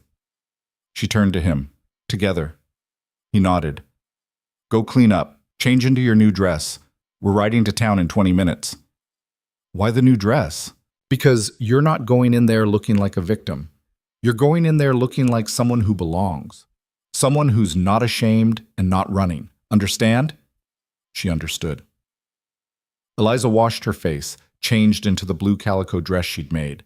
It fit better than her old clothes, made her look less like someone who'd been beaten down by life. She pinned her hair back, dabbed at the cut on her lip until it stopped bleeding. When she came out, Wyatt had changed too. Clean shirt, vest, the gun belt sitting low on his hips. He looked like he was heading to a funeral or a fight. "Ready?" he asked. "No." "Good. Let's go anyway." The ride to town felt longer than usual. Every mile, Eliza's stomach tightened a little more. She kept seeing Cole's face, kept feeling his hand on her jaw, kept hearing him tell her she was going to learn her place. "What if this doesn't work?" she asked. "Then we try something else." "What if there is no something else?" Wyatt glanced back at her. "Then we leave. Pack what we can carry, take the horses, and ride until we're somewhere Thomas and Cole can't find us." "You'd do that? Leave your ranch?" "In a heartbeat." "Wyatt, land's just land, Eliza. It matters, but it doesn't matter as much as you do." She didn't know what to say to that, so she just held on tighter and tried to believe they could actually survive what came next. Black Hollow appeared on the horizon just after noon. Wyatt rode straight down Main Street like he owned it, Eliza sitting behind him with her chin up and her hands steady, even though inside she was screaming. People stopped to stare. Whispers followed them like a wake. Wyatt pulled up in front of the general store and dismounted, helped Eliza down, and then walked beside her to the door. Peterson looked up from behind the counter. His eyes went to Eliza's swollen cheek, the cut on her lip. "Trouble?" he asked. "That's one word for it." Wyatt set a list on the counter. "Need to stock up again. You were just here 3 weeks ago. And now I'm here again." Peterson picked up the list slowly. "This going to be a problem?" "That depends. You planning to make it one?" "I'm planning to sell you supplies and mind my business." "Then we don't have a problem." Peterson started pulling items from the shelves. Eliza stood by the window watching the street. A crowd was gathering outside the saloon. She could see Cole among them, talking to the others, gesturing toward the store. "They're out there," she said quietly. "I know." Wyatt didn't turn. "Let them watch." "What if they come in?" "Then we deal with it." The door opened. Eliza tensed. But it wasn't Cole. It was Mrs. Calloway, the elderly woman from the stagecoach. She looked at Eliza, took in the bruises, the dress, the way she stood close to Wyatt. "You're still here," she said. "Yes, ma'am." "And you're hurt." "I'm fine." Mrs. Calloway's eyes narrowed. "Who did that to you?" "It doesn't matter." "The hell it doesn't." She turned to Peterson. "Was it Cole?" Peterson kept his eyes on the supplies he was gathering. "Don't know what you're talking about." "That's what I thought." Mrs. Calloway turned back to Eliza. "He's been saying things about you, nasty things, about how you're living in sin with Mercer, how you're a runaway wife, how there's a reward for bringing you back to your husband." "There's no sin," Wyatt said quietly. "She works for me, that's all." "I believe you, not sure the rest of the town does." "The rest of the town can believe whatever they want." Wyatt's voice was calm, but there was steel underneath. "What matters is the truth." "And what's the truth?" "The truth is Eliza's husband beat her. She ran. She's working honest for honest pay, and anyone who's got a problem with that can take it up with me directly." The store had gone very quiet. Peterson had stopped moving. Mrs. Calloway studied Wyatt's face for a long moment. "You're a good man, Wyatt Mercer," she finally said. "Your wife would have been proud." Something flickered across Wyatt's expression. "Thank you." The door banged open. Cole stood in the entrance with 3 of his men behind him. "Well, look at this. The happy couple out shopping." "Leave," Wyatt said. "It's a public store. I got a right to be here." Cole walked closer, stopped a few feet from Eliza. "How's your face, sweetheart? Looks like it hurts." "Touch her again and we won't be having this conversation," Wyatt said. "That a threat?" "It's a fact," Cole grinned. "You can't protect her forever. Sooner or later you're going to make a mistake. Gonna leave her alone just a little too long. And when you do, we'll be there." "Then I guess I won't make mistakes." "Everyone makes mistakes, Mercer. Even you." Wyatt moved so fast Eliza almost didn't see it. One second he was standing still. The next he had Cole by the throat, slammed up against the wall hard enough to rattle jars on the shelves. "Listen very carefully," Wyatt said, his voice barely above a whisper. "I've been patient. I've been reasonable. I've given you chances to walk away. But you keep pushing, keep threatening, keep putting your hands on someone under my protection. So here's what's going to happen. You're going to leave this store. You're going to leave her alone. And you're going to spread the word that anyone who touches Eliza Wren answers to me. You understand?" Cole's face was turning red. He clawed at Wyatt's hand but couldn't break the grip. "I said, do you understand?" "Yes," Cole choked out. "Say it louder, so everyone can hear." "I understand." Wyatt held him there a moment longer, then let go. Cole stumbled, gasping for air.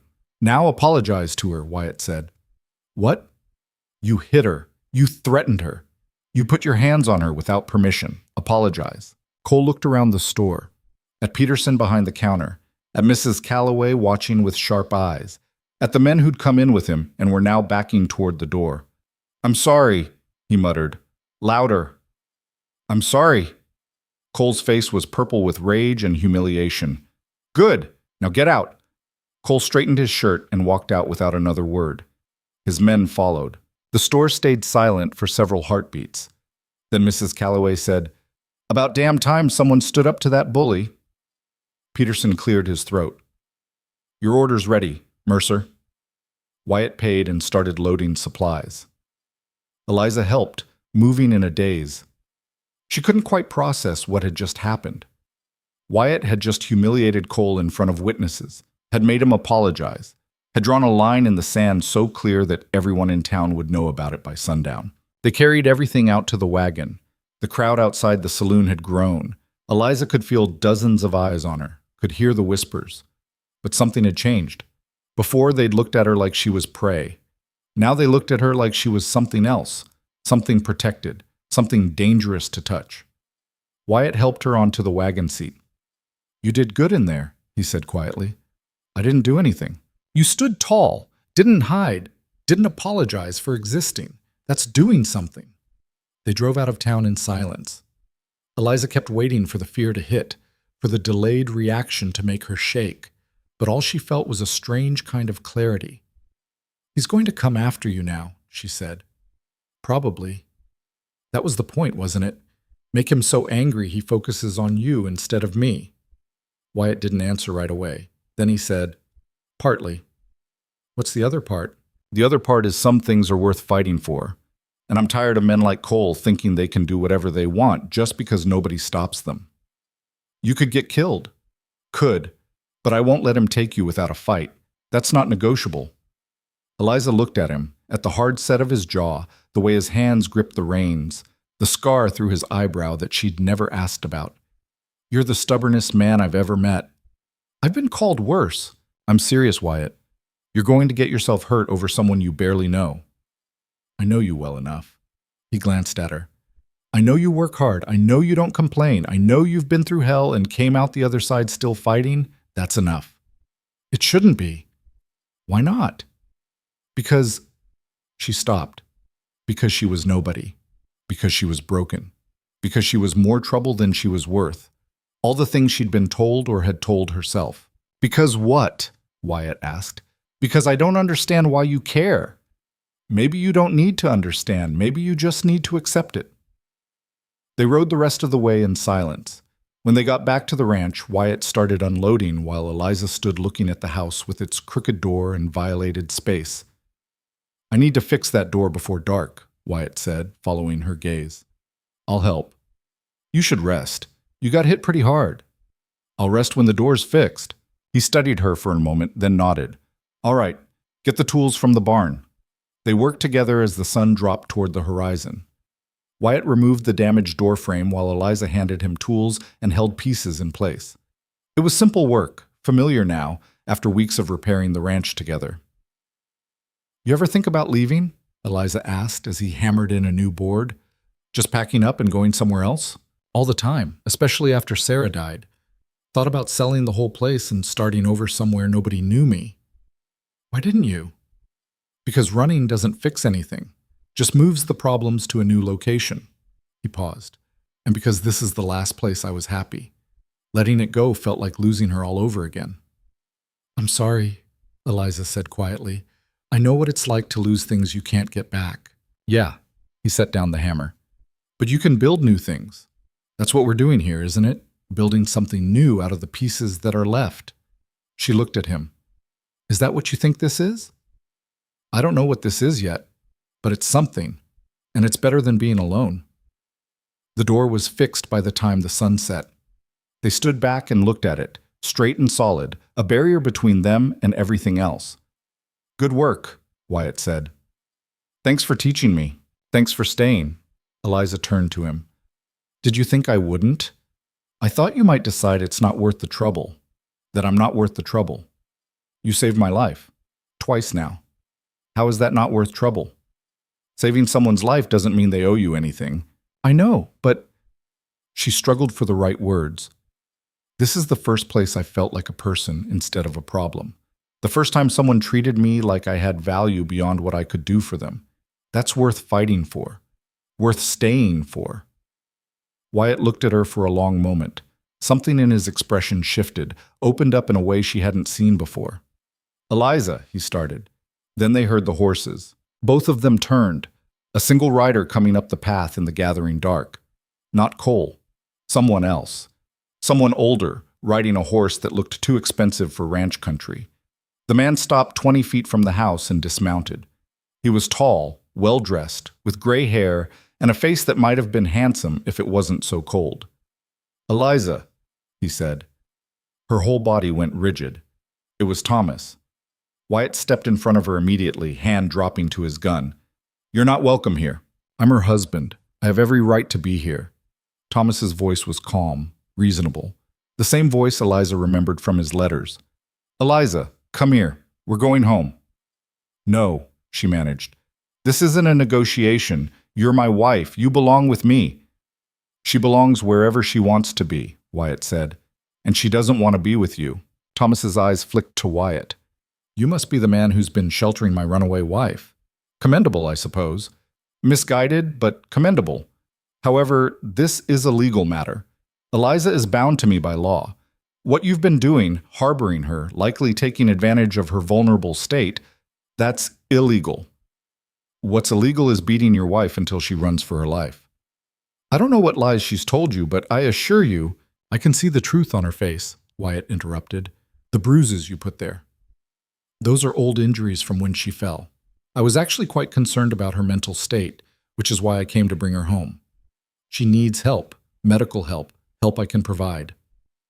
It was so smooth, so practiced. Eliza had heard this before. The way Thomas could take the truth and twist it into something that made her sound crazy, made him sound concerned. She's not going with you, Wyatt said flatly.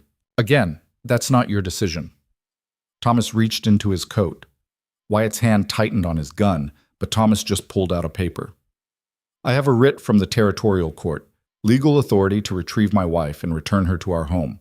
If you interfere, you'll be arrested for obstruction. Let them arrest me then. Don't be foolish. This doesn't have to be difficult. Eliza, be reasonable. Come with me now, and we can put all this unpleasantness behind us. Eliza found her voice. You beat me. You broke my ribs. You gave me a concussion so bad I couldn't see straight for 2 days. That's not falling. That's not an accident. That's you. Thomas's expression didn't change. You're clearly confused. The trauma of leaving has affected your memory. But don't worry, I'll take care of you, just like I always have. I'm not confused, and I'm not going anywhere with you. Yes. You are. Thomas's voice hardened slightly. I've been patient. I've given you time.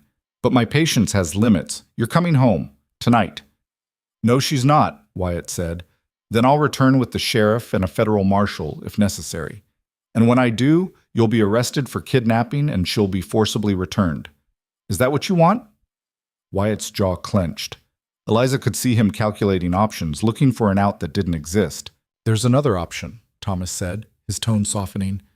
I'm a reasonable man. I understand that Eliza has been confused, upset. Perhaps her time here has actually been beneficial, given her perspective. So I'm willing to overlook this incident.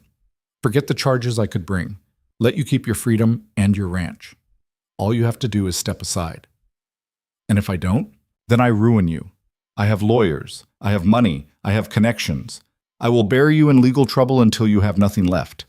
Is she really worth that? The question hung in the air. Eliza's heart was breaking. She could see what was happening.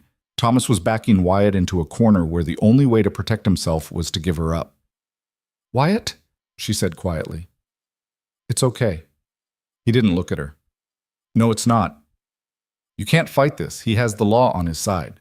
I don't care about the law, but I care about you. The words came out before she could stop them. I won't let you lose everything because of me. Eliza, he's right. He'll destroy you, and I can't. I won't let that happen. So what? You're just going to go back to him? Let him hurt you again? I survived it before. I'll survive it again. No. Wyatt turned to face her fully. Listen to me. I have lost everyone I ever cared about. My parents, my wife, my child. I've spent 3 years barely existing in this place, waiting to die. Then you showed up and reminded me what it feels like to be alive. You think I'm going to just hand you over to a man who beats you? You're out of your mind. Touching, Thomas said, but irrelevant. Eliza, let's go. She's not going anywhere, Wyatt repeated. Thomas sighed, reached into his coat again. This time when his hand came out, it held a pistol. I was hoping to avoid this, he said, but you're forcing my hand. Eliza, come here, now, or I shoot this man and claim self-defense. The world stopped. Eliza looked at the gun, at Thomas's calm face, at Wyatt standing between them like a wall. She knew Thomas would do it, knew he was capable of killing someone and making it sound justified, knew that if she didn't move, Wyatt would die. Okay, she heard herself say. Okay, I'll go. Just put the gun down. Eliza, no, Wyatt said. Put it down, she repeated to Thomas. I said I'll go. Thomas lowered the pistol slightly. Smart girl. Now come here. She started to move. Wyatt caught her arm. Don't do this, he said. I have to. No, you don't. We'll fight this. We'll figure something out. There's nothing to figure out. She looked up at him and tried to memorize his face, the hard angles, the scar, the eyes that had seen too much but still managed to be kind. Thank you. For everything. For giving me a place when I had nowhere to go. For making me feel like I mattered. I'll never forget that. Eliza? She pulled free and walked toward Thomas. Thomas grabbed her arm, pulling her close. There. That wasn't so hard, was it? Behind them, Wyatt stood frozen. Eliza could feel his eyes on her back. We're leaving now, Thomas said. And if you follow us, if you try anything at all, I will make sure you hang for kidnapping. Understood? Wyatt didn't respond. Thomas guided Eliza toward his horse. She climbed up, felt Thomas mount behind her, felt his arm wrap around her waist in a mockery of protection. As they started to ride away, Eliza looked back one last time. Wyatt was still standing there in front of the house they'd repaired together, the garden she'd started, the life they'd been building. He looked like a man who'd just watched everything that mattered ride away and was trying to decide if it was worth breathing anymore. Then the darkness swallowed them, and he was gone. Thomas didn't speak for the first mile, just rode with his arm locked around Eliza's waist like she might try to jump off the moving horse. She didn't see the point. He'd catch her, drag her back, make it worse. The night air was cold against her face. She focused on breathing, on staying upright, on not thinking about the look on Wyatt's face when she'd walked away. You've caused me a great deal of trouble, Thomas finally said. His voice was calm, conversational, like they were discussing the weather. Do you have any idea how humiliating it was? My wife running off in the middle of the night, people asking questions, suggesting perhaps I wasn't able to manage my own household. Eliza didn't respond. I'm talking to you, Eliza. I know. Then answer me. What do you want me to say? His arm tightened. I want you to acknowledge what you've done, the embarrassment you've caused, the expense. I've spent weeks tracking you down. Hired men. Paid for information. All because you couldn't accept your place. My place, Eliza repeated. You mean the place where you broke my ribs? I disciplined you because you needed discipline, because you were willful and disobedient and needed to learn respect. You beat me unconscious. I corrected you. There's a difference. The casual way he said it made something cold settle in Eliza's stomach. He genuinely believed it, believed he had the right, believed she'd been wrong to leave. Where are we going? She asked. To a hotel in Black Hollow for tonight. Tomorrow we'll take the stage to Council Bluffs. Then home. And then what? Then you'll be a proper wife. You'll keep the house. You'll show respect. You'll stop this foolish notion that you have choices. He paused. And you'll be punished for running, appropriately punished, so you understand the consequences of disobedience. Eliza's hands clenched in her lap. You're going to beat me again. I'm going to teach you a lesson you clearly didn't learn the first time.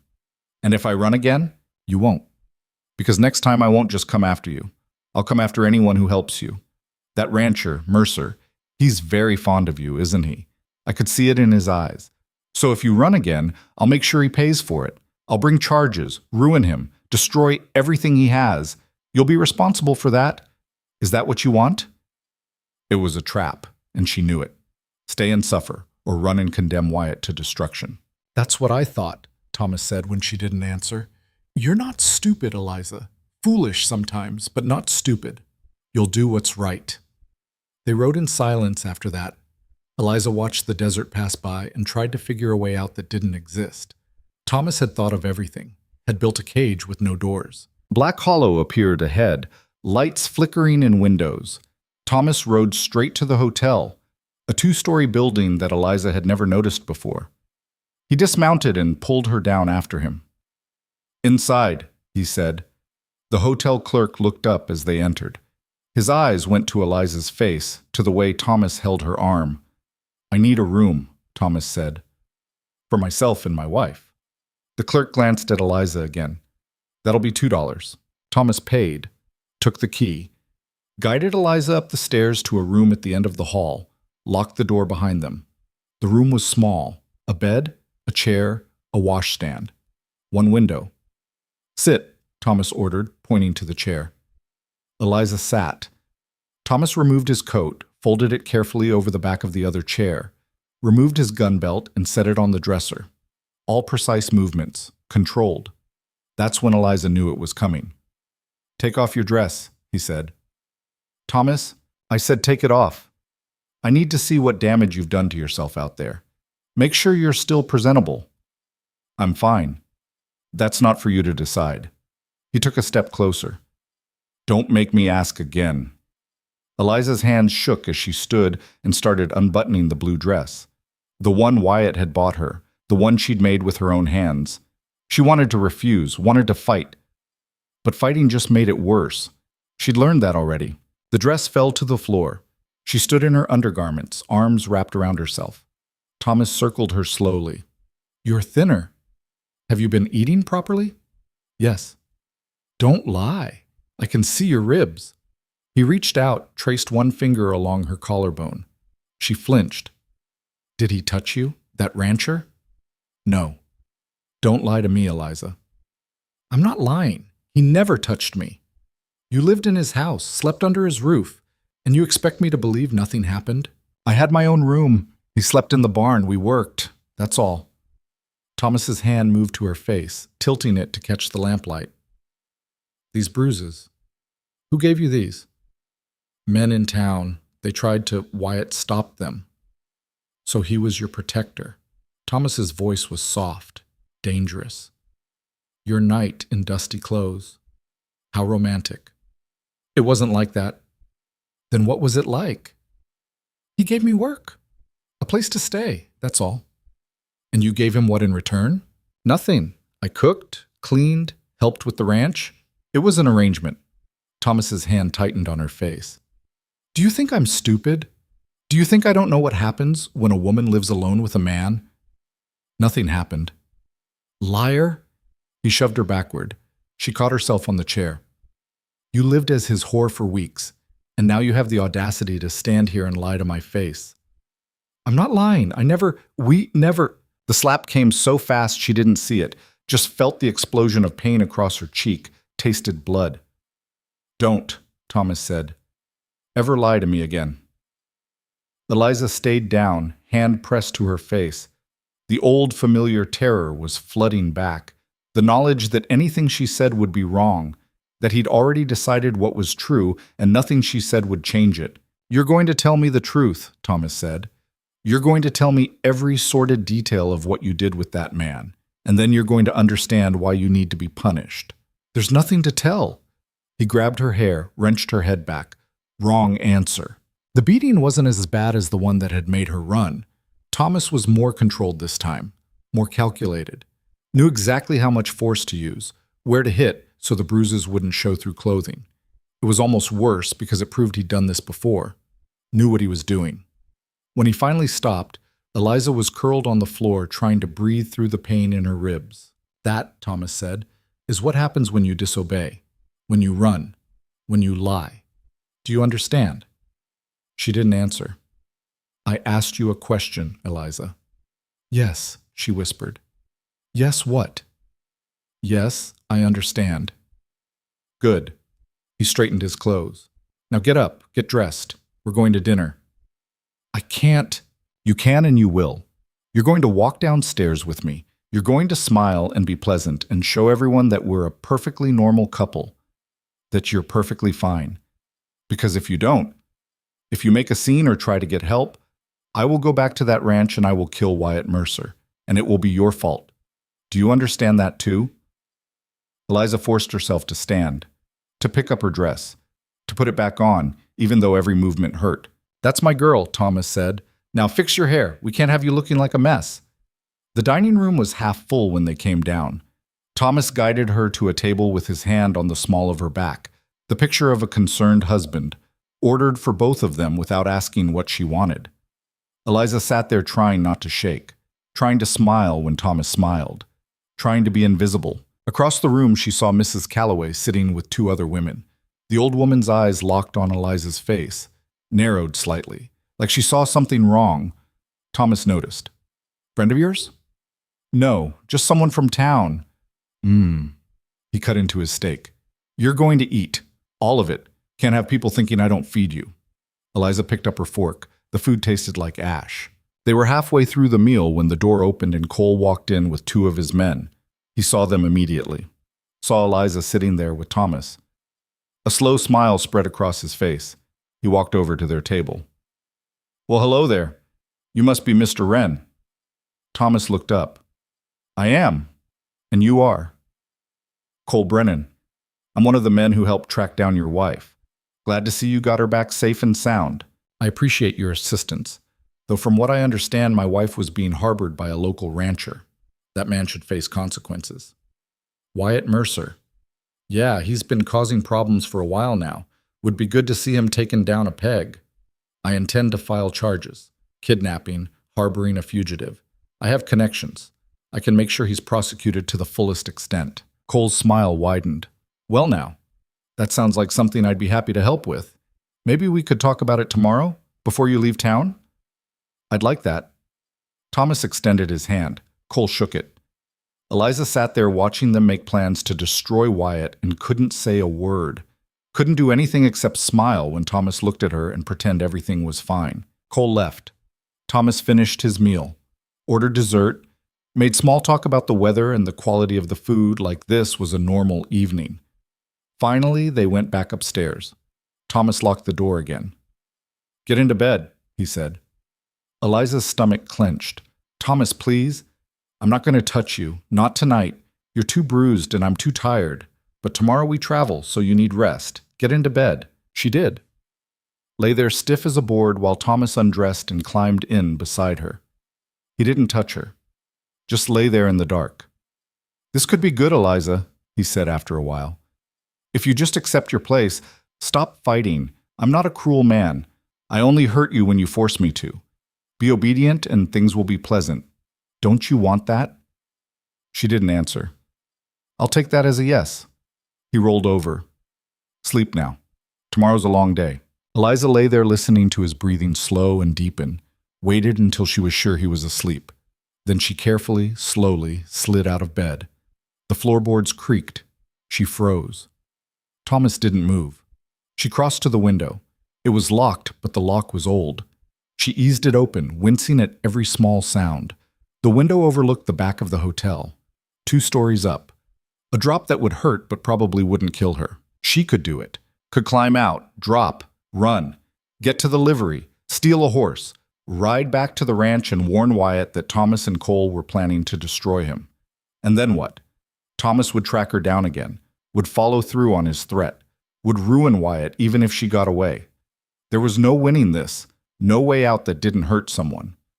Eliza stood at the window looking out at the darkness and felt the last bit of hope drain out of her. She closed the window, locked it, got back into bed. Thomas stirred. "Where did you go?" "Nowhere, just couldn't sleep." "Try harder." His arm came around her waist, pulling her against him, not gentle, possessive.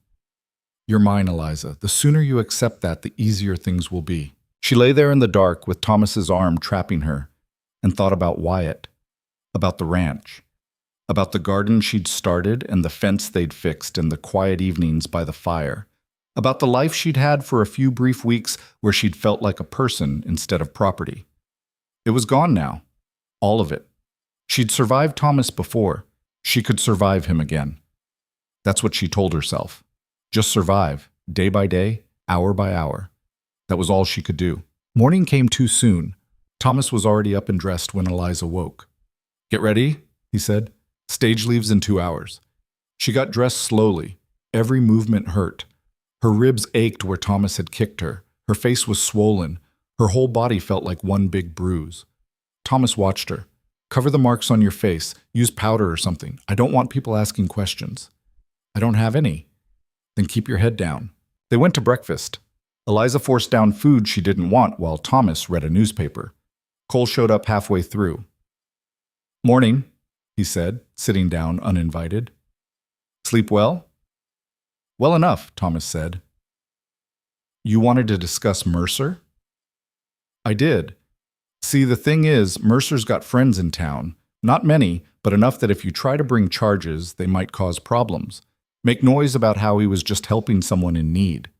So it'd be better if he wasn't around to defend himself, if you catch my meaning." Thomas set down his newspaper. You're suggesting what exactly? I'm suggesting that sometimes men who live alone on isolated ranches have accidents, fall off horses, get caught in stampedes.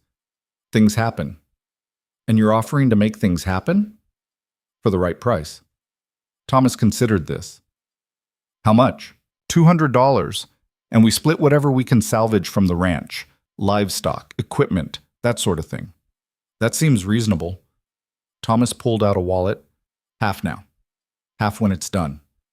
Eliza's blood went cold. They were planning to kill Wyatt. Right here. Right in front of her. And she couldn't say anything. Couldn't do anything. Cole took the money. Pleasure doing business with you. We'll handle it today. Before word gets around that you're leaving. Cleaner that way. Appreciated. Thomas shook his hand again. Cole left. Thomas went back to his newspaper like they'd just discussed the weather. Thomas, Eliza said quietly, please don't do this. Do what?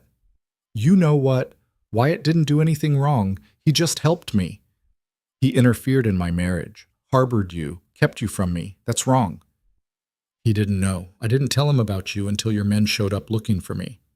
Doesn't matter. He made his choice. Now he pays for it. He doesn't deserve to die. Thomas looked at her over the newspaper. Neither did our marriage. But you killed that when you ran. Actions have consequences, Eliza. His consequence is Cole. Yours is learning to live with what you've caused. I'll do anything. I'll be good. I'll be perfect. Just don't hurt him. It's already arranged. Thomas, please. Enough. His voice went hard. This is not a negotiation. Mercer is a problem that needs to be solved. Cole will solve it, and you will accept it because you have no choice. Now, finish your breakfast. We leave in an hour. Eliza stared at her plate, at the food she couldn't eat, at the life she couldn't save. She thought the worst thing Thomas could do was hurt her. She'd been wrong. The worst thing was making her watch while he destroyed someone else. Someone who'd only tried to help. The hour passed too quickly. Thomas paid the bill, collected their things, guided Eliza outside where the stagecoach was already loading passengers. Wait here, he said. I need to speak with the hotel clerk about the bill. He went back inside. Eliza stood by the coach watching the street. A few people passed by, gave her curious looks, moved on. Then she saw Mrs. Calloway walking toward her. You, the old woman said, you're leaving with him. Yes, ma'am. You want to? Eliza didn't answer. Mrs. Calloway stepped closer, lowered her voice. I've seen women like you before, seen the way they move, the way they flinch, the way they smile when they're screaming inside. That man, your husband. Yes, he hurt you. It wasn't a question. Eliza nodded. And you're going back to him anyway. I don't have a choice. Everyone has choices. They're just not always good ones. He'll kill Wyatt if I run. He's already hired Cole to do it. Today, while we're leaving town. Mrs. Calloway's face went hard. That's so. Yes, please. You have to warn him. Wyatt needs to know they're coming. Why don't you warn him yourself? I can't. Thomas won't let me out of his sight. But you could. You could ride out there, tell him to run, to get away before Cole arrives. And what about you? I'll survive. I always do. Eliza grabbed the old woman's hand. Please, I know I have no right to ask, but Wyatt saved my life. He gave me hope when I had none. I can't let him die because of me. Mrs. Calloway studied her face for a long moment. You love him? The question caught Eliza off guard. I don't know. Maybe. I didn't have time to figure it out. But you care enough to sacrifice yourself to save him. Yes. All right then. Mrs. Calloway squeezed her hand. I'll warn him. You just worry about yourself. And girl, don't give up. Sometimes help comes from unexpected places. She walked away before Eliza could ask what she meant. Thomas came back outside. Who was that? No one. Just an old woman asking directions. He helped her into the coach, climbed in beside her. The driver called out. The coach lurched forward. Eliza watched Black Hollow fall away through the window, watched the desert roll past, watched the last glimpse of the life she'd almost had disappear behind them. At least Wyatt would be warned. At least he'd have a chance to run. That was something. It had to be enough. The stage ride was endless. Thomas sat beside her reading or sleeping or watching her with that calculating look she'd learned to fear. They stopped twice to change horses, ate terrible food at terrible stations, kept moving. Eliza's ribs ached, her face hurt, her whole body was a map of pain. But worse than the physical pain was the emptiness, the knowledge that she was going back to Council Bluffs, back to the house where Thomas had beaten her, back to the life where she was property instead of a person. She'd tasted freedom, brief and fragile and built on borrowed time, but freedom nonetheless. Tasted what it felt like to work for herself, to make choices, to be treated with respect. Now it was gone, and she didn't know how to go back to not having it. "You're quiet," Thomas observed. "I have nothing to say." "You're thinking about him, the rancher." Eliza didn't respond. "I can see it in your face. You're worried about him." Thomas leaned closer. "Don't be. Cole's very good at what he does. Mercer won't suffer long." "Stop. I'm just being honest. You should appreciate that. It means when you think about him, you can take comfort knowing it was quick." "I said stop."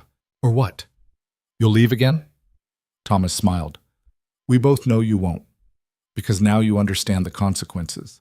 You run, and I don't just come after you. I go after everyone you care about. That rancher was just the first lesson. Run again, and I'll find the next person foolish enough to help you, and the next, and the next. Until you understand that you don't get to have people, Eliza. You have me, that's all. That's enough." She turned away from him, stared out the window at the landscape passing by, and tried not to think about Wyatt. Tried not to imagine Cole and his men riding up to the ranch, Wyatt coming out to meet them, the gunshots, the blood and the dust.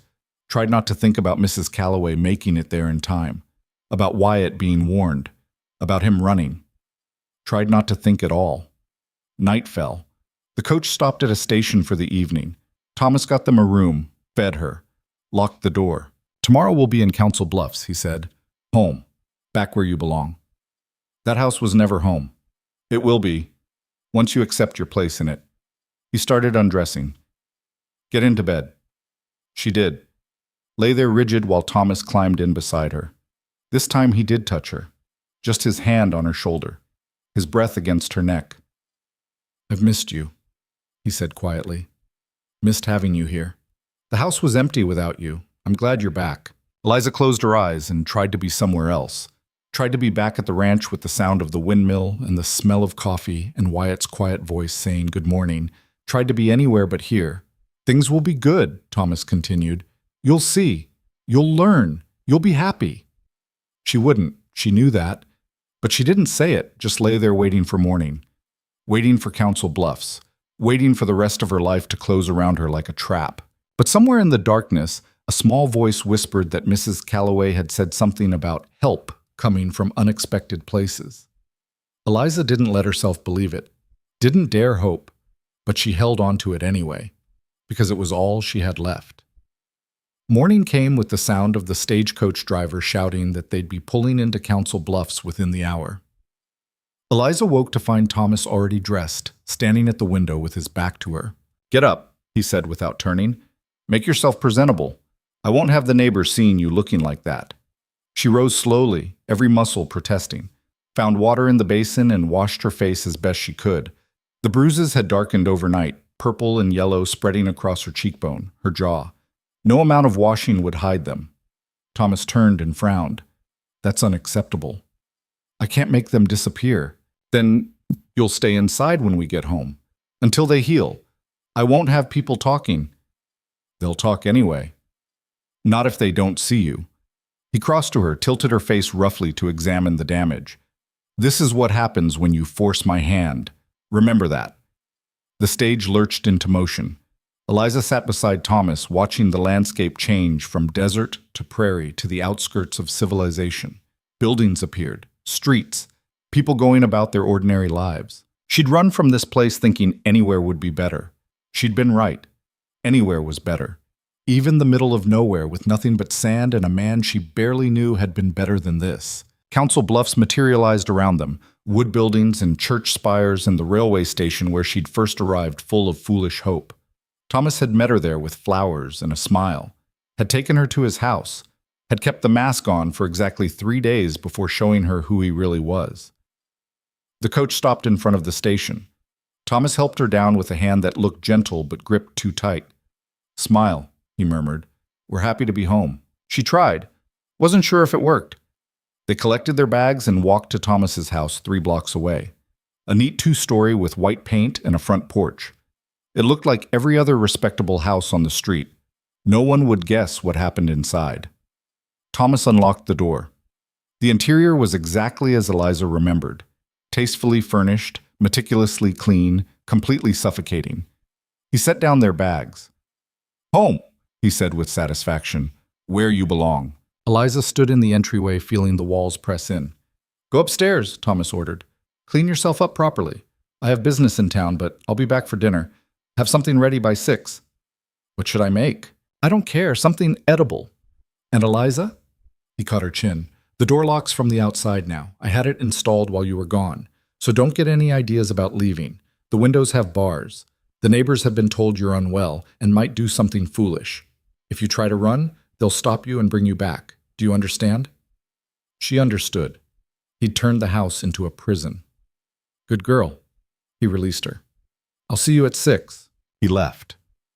Eliza heard the lock click from the outside. She stood there for a long moment before climbing the stairs. The bedroom was unchanged. Same bed where Thomas had first hit her, same dresser where he'd broken her arm slamming the drawer on it, same window she'd climbed out of the night she'd run. The window now had bars welded across it. Eliza crossed to it anyway, looked out at the street below, watched people passing by. Normal people living normal lives who had no idea that 3 feet away a woman was locked in a cage.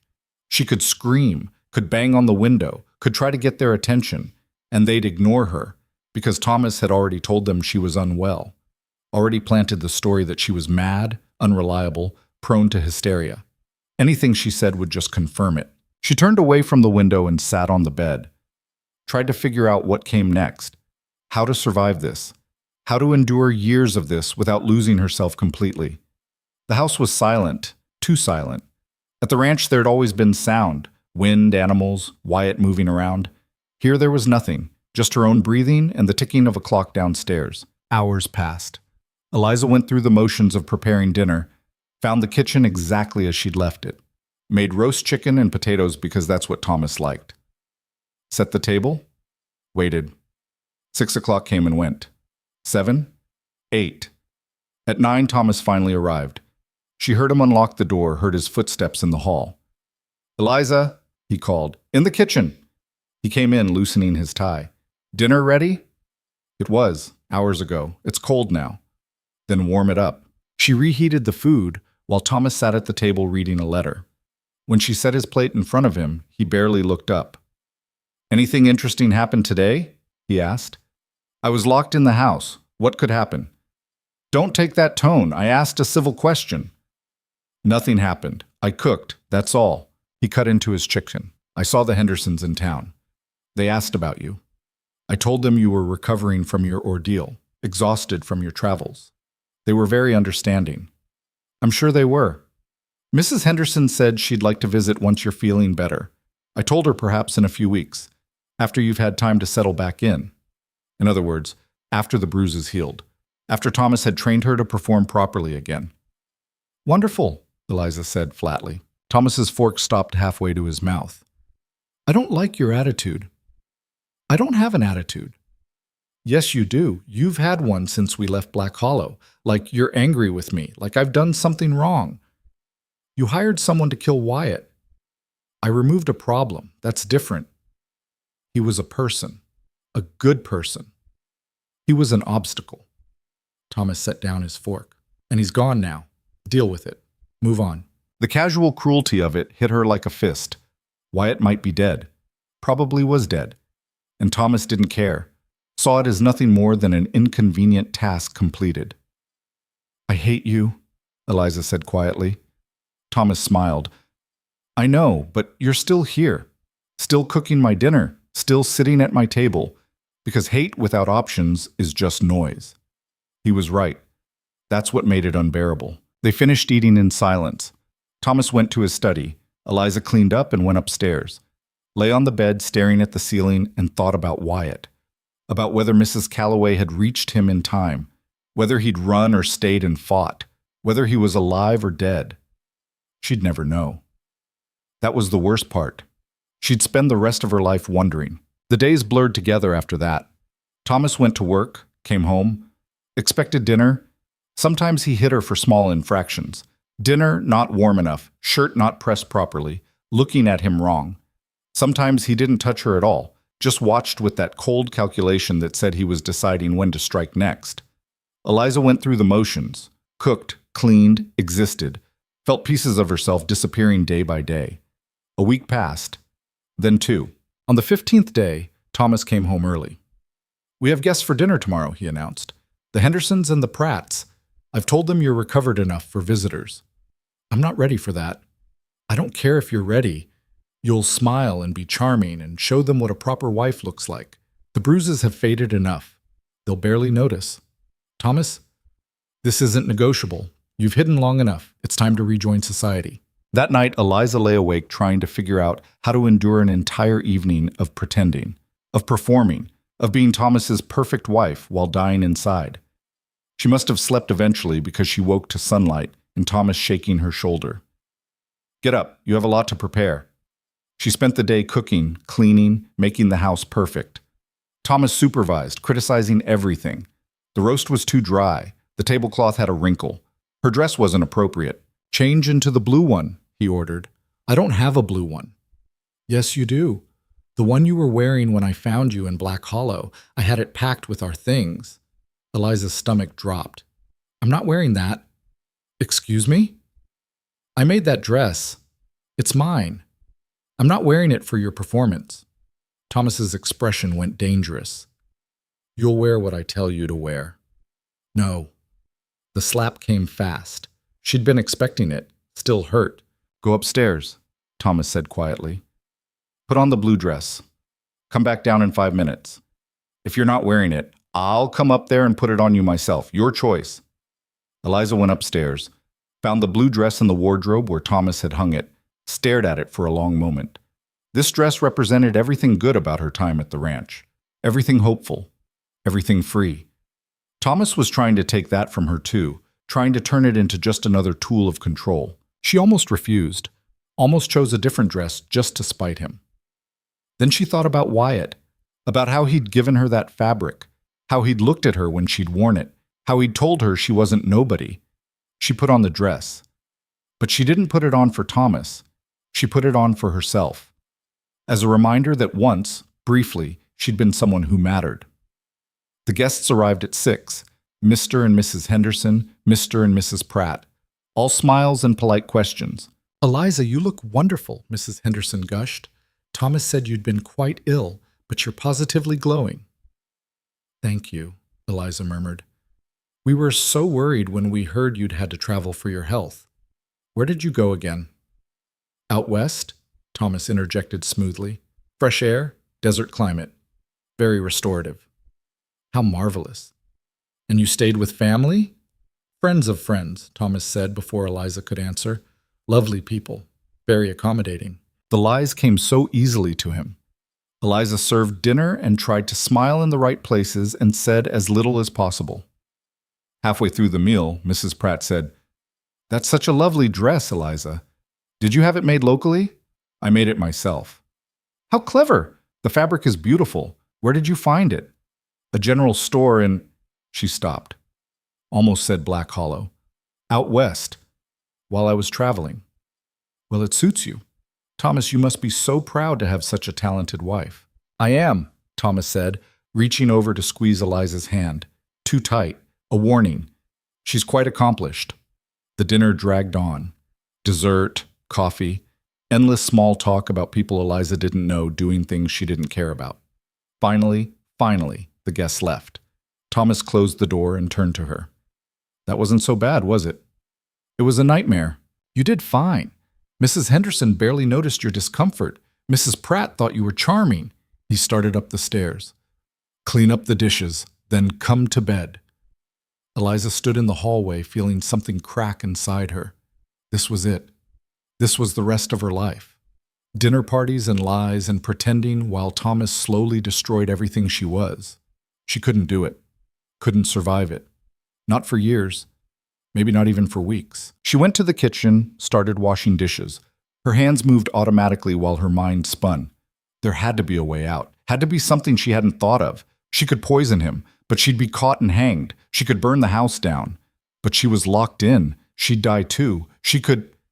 The knock on the front door made her jump. It was after 10. Who knocked this late? "Eliza," Thomas called from upstairs. "Answer that."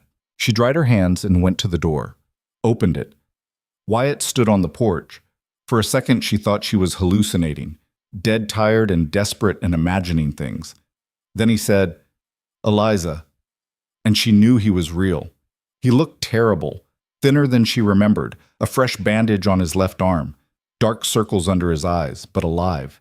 Very, very alive. "You're here," she whispered. "I'm here." He glanced past her into the house.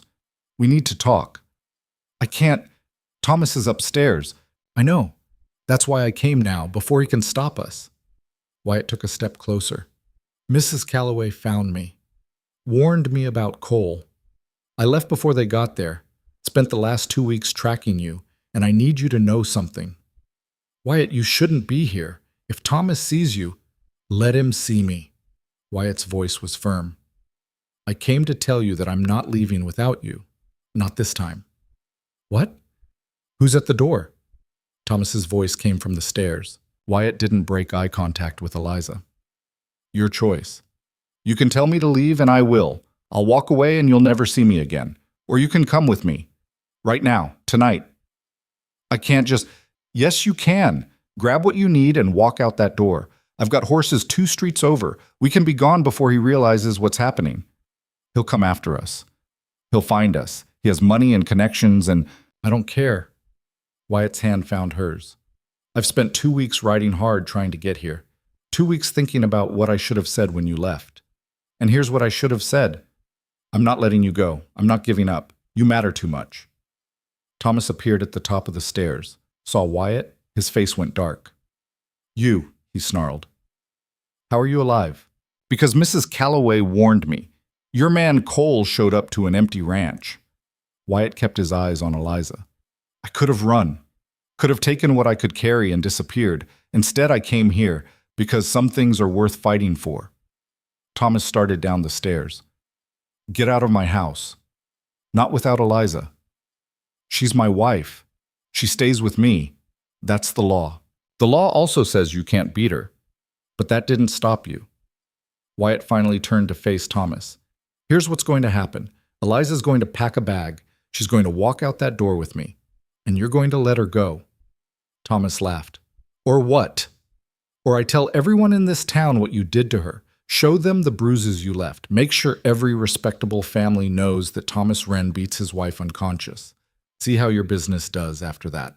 No one will believe you. She's unstable. Everyone knows it. They'll believe her doctor's report." Wyatt pulled a folded paper from his coat. "I stopped in Black Hollow on my way here. Got a doctor to examine the injuries Cole gave Eliza when he and his men attacked her. Got him to note every bruise, every mark. Got him to sign a statement about the pattern of old injuries underneath. About how the marks are consistent with repeated beatings over months." Thomas's face paled. "That proves nothing." "It proves she was hurt, repeatedly, while in your care. And I've got 3 witnesses ready to testify that you admitted to hiring Cole to kill me. That's conspiracy to commit murder, Thomas. Federal crime. You might not hang for it, but you'll definitely lose everything else. You're bluffing. Try me." Wyatt's voice was cold, flat. "I've got nothing to lose. My ranch is sold. My life in Black Hollow is done. I came here for one reason, and I'm not leaving without her. So you've got 2 choices. Let her go quietly, or fight me and lose everything when I drag your name through every court and newspaper between here and the Pacific." Thomas looked between them, calculating, trying to find the angle. "Even if I let her go," he said slowly, "she's still legally my wife. I can have her dragged back any time I want." "Not if she files for divorce on grounds of cruelty. With a doctor's report and witness testimony, she'll get it. Might take time, but she'll get it." Wyatt turned back to Eliza. "But that's later. Right now I'm asking, do you want to stay here? Or do you want to come with me?" Eliza looked at Thomas, at the man who'd beaten her, controlled her, tried to destroy everyone who helped her, at the house that had become a prison, at the life that was slowly killing her.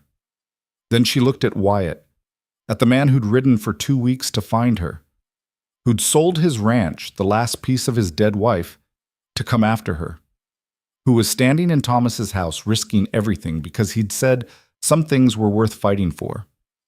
"I'll get my things," she said. "No." Thomas moved to block the stairs. "You're not leaving." "Yes, I am. I'll stop you. I'll drag you back. I'll make your life so miserable." "You already did that." Eliza's voice was steady. "You beat me, locked me up, tried to make me believe I was nothing. But I spent time in the desert with a man who treated me like a person, and I can't go back to being your property. I won't." "You don't have a choice." "Everyone has choices," Eliza said, echoing Mrs. Calloway. "They're just not always good ones. Mine is between staying here and dying slowly or leaving with Wyatt and living. I choose living." She pushed past Thomas and ran upstairs, grabbed her carpet bag, the same one she'd arrived with, threw in the few things that mattered, not the dresses Thomas had bought her, not the jewelry or the trinkets, just her own things, the ones that were hers before she'd made the mistake of marrying him. Thomas followed her to the bedroom. "You'll regret this."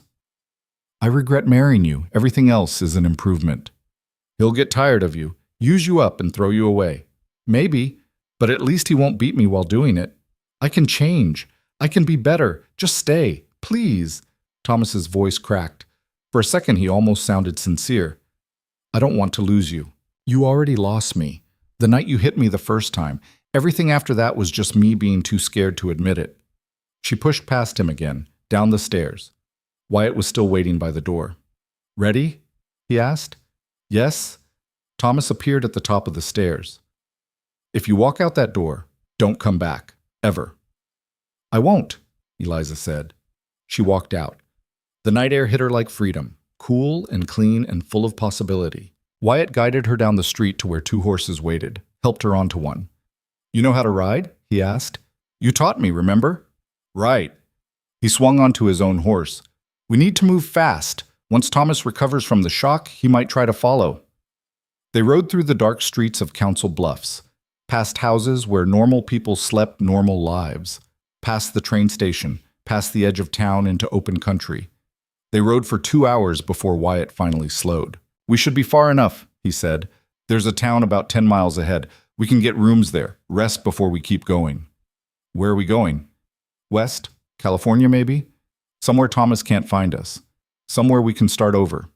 He glanced at her. "If that's what you want." "What do you want?" Wyatt was quiet for a moment. "I want to build something. Not a ranch, necessarily. Just a life. Something that's ours. No more running from the past. No more hiding. Just living." He paused. "With you. If you'll have me." Eliza's throat tightened. "Why? Why what? Why me? Why give up everything for someone you barely know?" "I know you better than you think." Wyatt's voice was soft. "I know you work hard. I know you're stronger than you believe. I know you've been through hell and came out the other side still fighting. And I know that the weeks you spent at my ranch were the first time in 3 years I didn't feel like I was just waiting to die. That's enough." "That's not love." "No. But it's the start of something. And I'd rather build something real with you than spend the rest of my life alone wishing I'd tried." They rode in silence for a while. Then Eliza said, "I don't know if I can be what you need. I'm not asking you to be anything except yourself. What if myself is broken? Then we're both broken, and we'll figure it out together." He looked at her. "I'm not perfect, Eliza. I'm stubborn and quiet, and I spent years hiding from life after Sarah died. I don't have easy answers, but I'm willing to try if you are."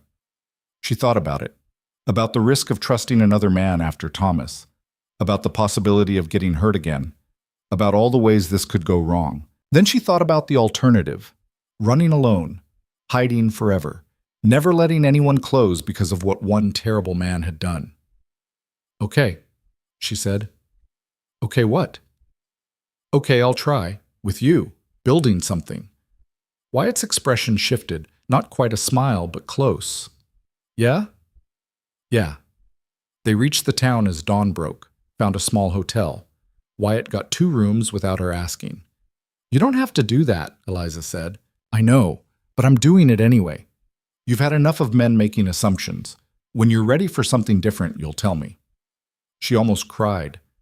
Instead, she just nodded and went to her room and slept for 12 hours straight. When she woke, it was evening. She found Wyatt in the dining room eating dinner. "Feel better?" he asked.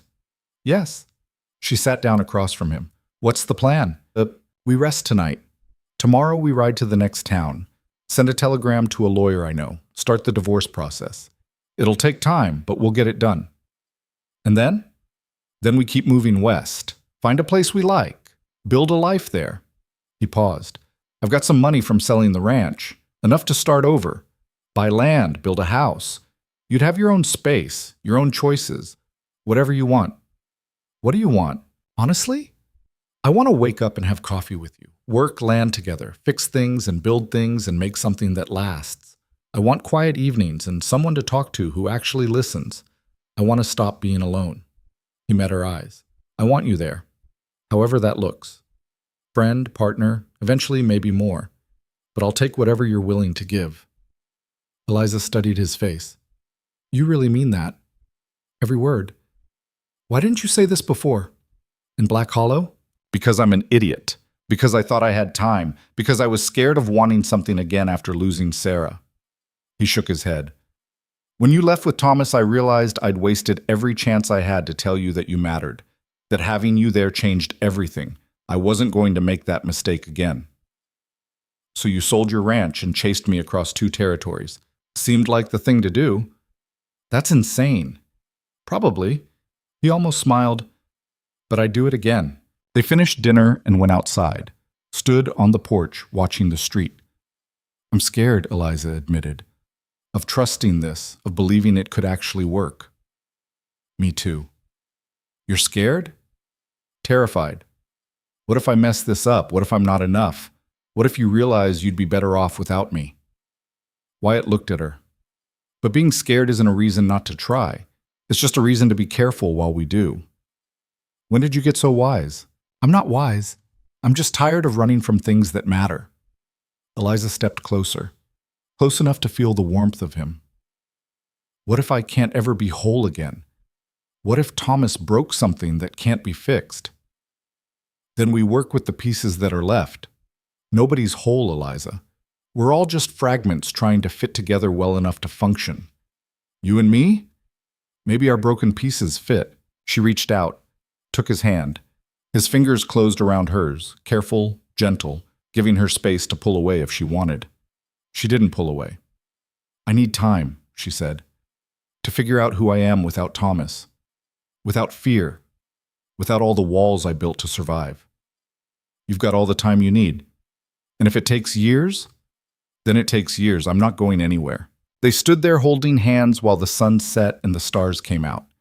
It wasn't perfect. Wasn't some grand romantic moment. It was just 2 damaged people choosing to try. And maybe that was enough.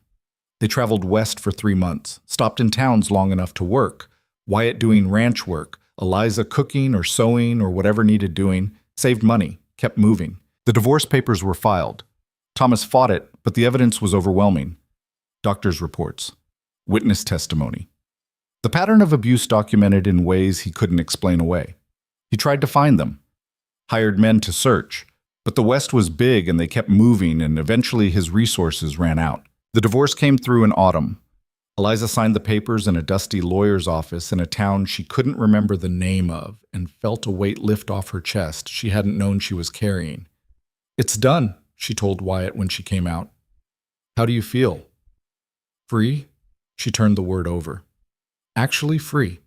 For the first time in years." "So what now?" "Now we find a place to stop running." They found it 2 weeks later. A valley in Northern California with a river running through it. Good land. Not too isolated, but not crowded.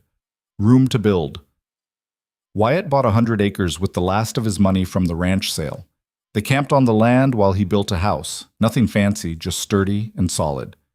Eliza helped, learning as they went. It took 4 months. By the time they finished, it was winter and the house had 4 rooms and a fireplace and windows without bars. "What do you think?" Wyatt asked when the last board was nailed. Eliza stood in the main room looking at the walls they'd built together. "It's perfect. It's rough. It's ours. That makes it perfect. They moved in that night, ate dinner by the fire, sat in comfortable silence like they had back at the ranch in Black Hollow. You want separate rooms? Wyatt asked. Not anymore. Eliza looked at him. I'm ready. If you are? You're sure? I'm sure. He crossed to her, cupped her face gently. If you change your mind, I won't. She kissed him before she could second-guess it. He kissed her back, careful at first, then deeper when she didn't pull away.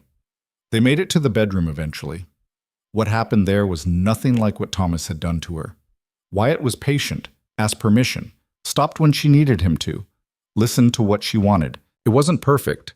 She flinched a few times, had to breathe through moments of panic, but Wyatt never pushed, never demanded, just waited until she was ready to continue. Afterward, they lay in the dark, and Eliza felt something inside her finally settle. You okay? Wyatt asked. Better than okay. She turned to look at him. Thank you. For what? For being patient, for giving me time, for not being him. I'll never be him. That's a promise. She believed it. Finally, completely believed it. Winter turned to spring. They worked the land together, planted crops, bought a few head of cattle, built a life from nothing.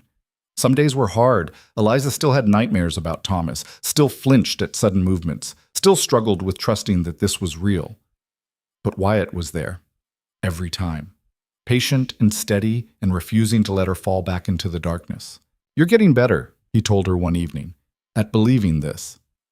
Am I? You smiled today, for no reason, just because you were happy. I haven't seen that before. She thought about it. I think I am. Happy. Is that allowed? It's mandatory. What about you? Are you happy? Wyatt looked at her. I'm alive. Really alive. For the first time since Sarah died. Yeah. I'm happy. Spring turned to summer. Their first crop came in. Not a huge yield, but enough. Enough to sell, to save, to plan for next season. One evening, Eliza was working in the garden she'd planted. A real one this time, with vegetables and herbs and even a few flowers, when Wyatt came out and sat beside her. I've been thinking, he said. About what? About asking you something, but I don't want to pressure you. Just ask. Marry me. Eliza's hands stilled in the dirt. What? Marry me, for real this time. Not because you have to, not because someone's forcing you, but because you want to. Wyatt, I know you were married before. I know it was bad. If you never want to do that again, I understand. But I wanted you to know that I'd marry you tomorrow if you'd have me. Not to own you, not to control you, just to, he struggled for the words, just to make it official. What we're building, what we are. Eliza sat back on her heels. I need to think about it. Take all the time you need. She thought about it for 3 days. About what marriage had meant with Thomas. About what it could mean with Wyatt. On the 3rd day, she found him in the barn fixing a saddle. Yes, she said. He looked up. Yes, what? Yes, I'll marry you. Wyatt set down the saddle. You're sure? I'm sure. But I have conditions. Name them.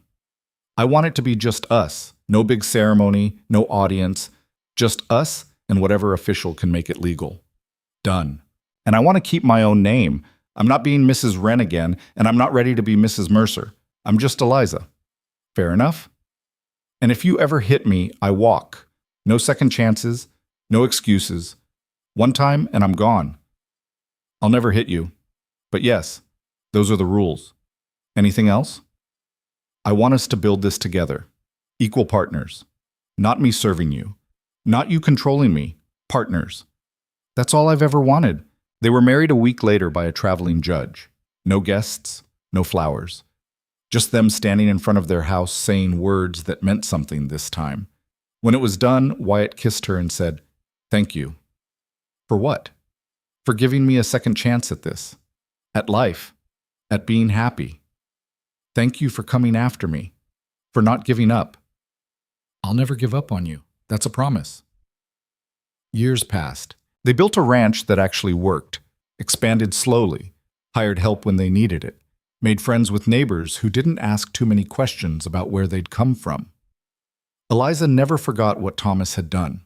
The scars, physical and otherwise, stayed with her, but they got quieter over time, less sharp, less immediate.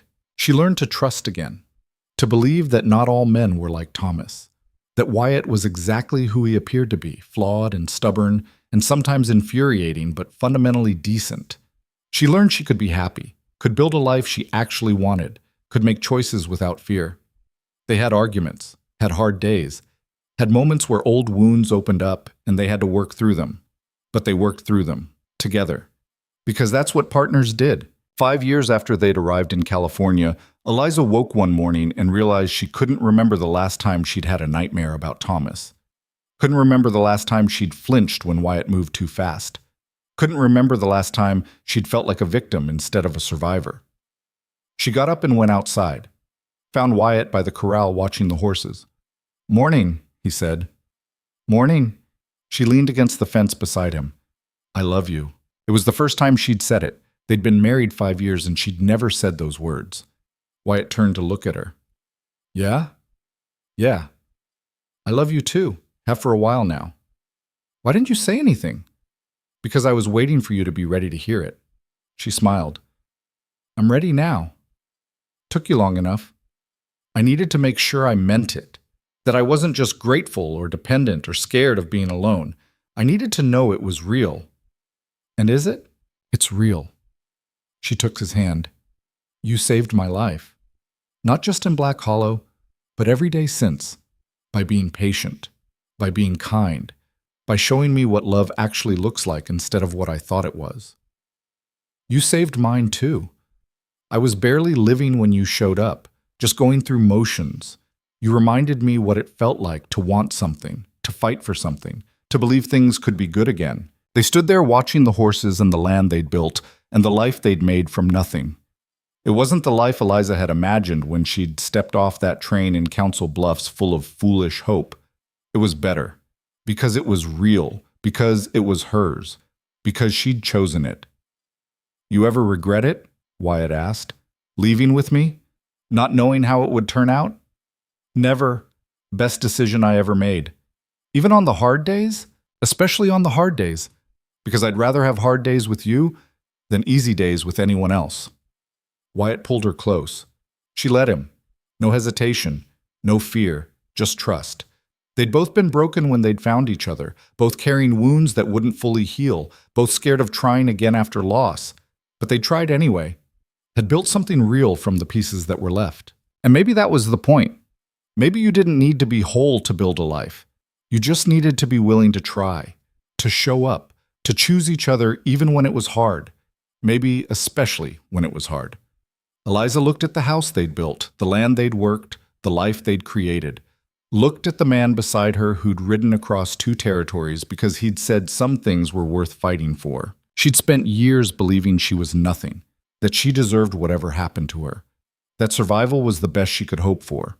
She'd been wrong. She deserved this. Deserved happiness. Deserved someone who treated her with kindness. Deserved a life she actually wanted. And the desert, the place she'd thought would destroy her, had become the place where she'd found herself again. Sometimes the worst moments led to the best things. Sometimes you had to lose everything to figure out what actually mattered. Sometimes the person you were supposed to be was waiting on the other side of the hardest decision you'd ever make. Eliza had made that decision, had walked away from safety into uncertainty, had chosen freedom over fear, and she'd do it again, every time, without hesitation, because some things were worth fighting for, and she'd finally learned that she was one of them.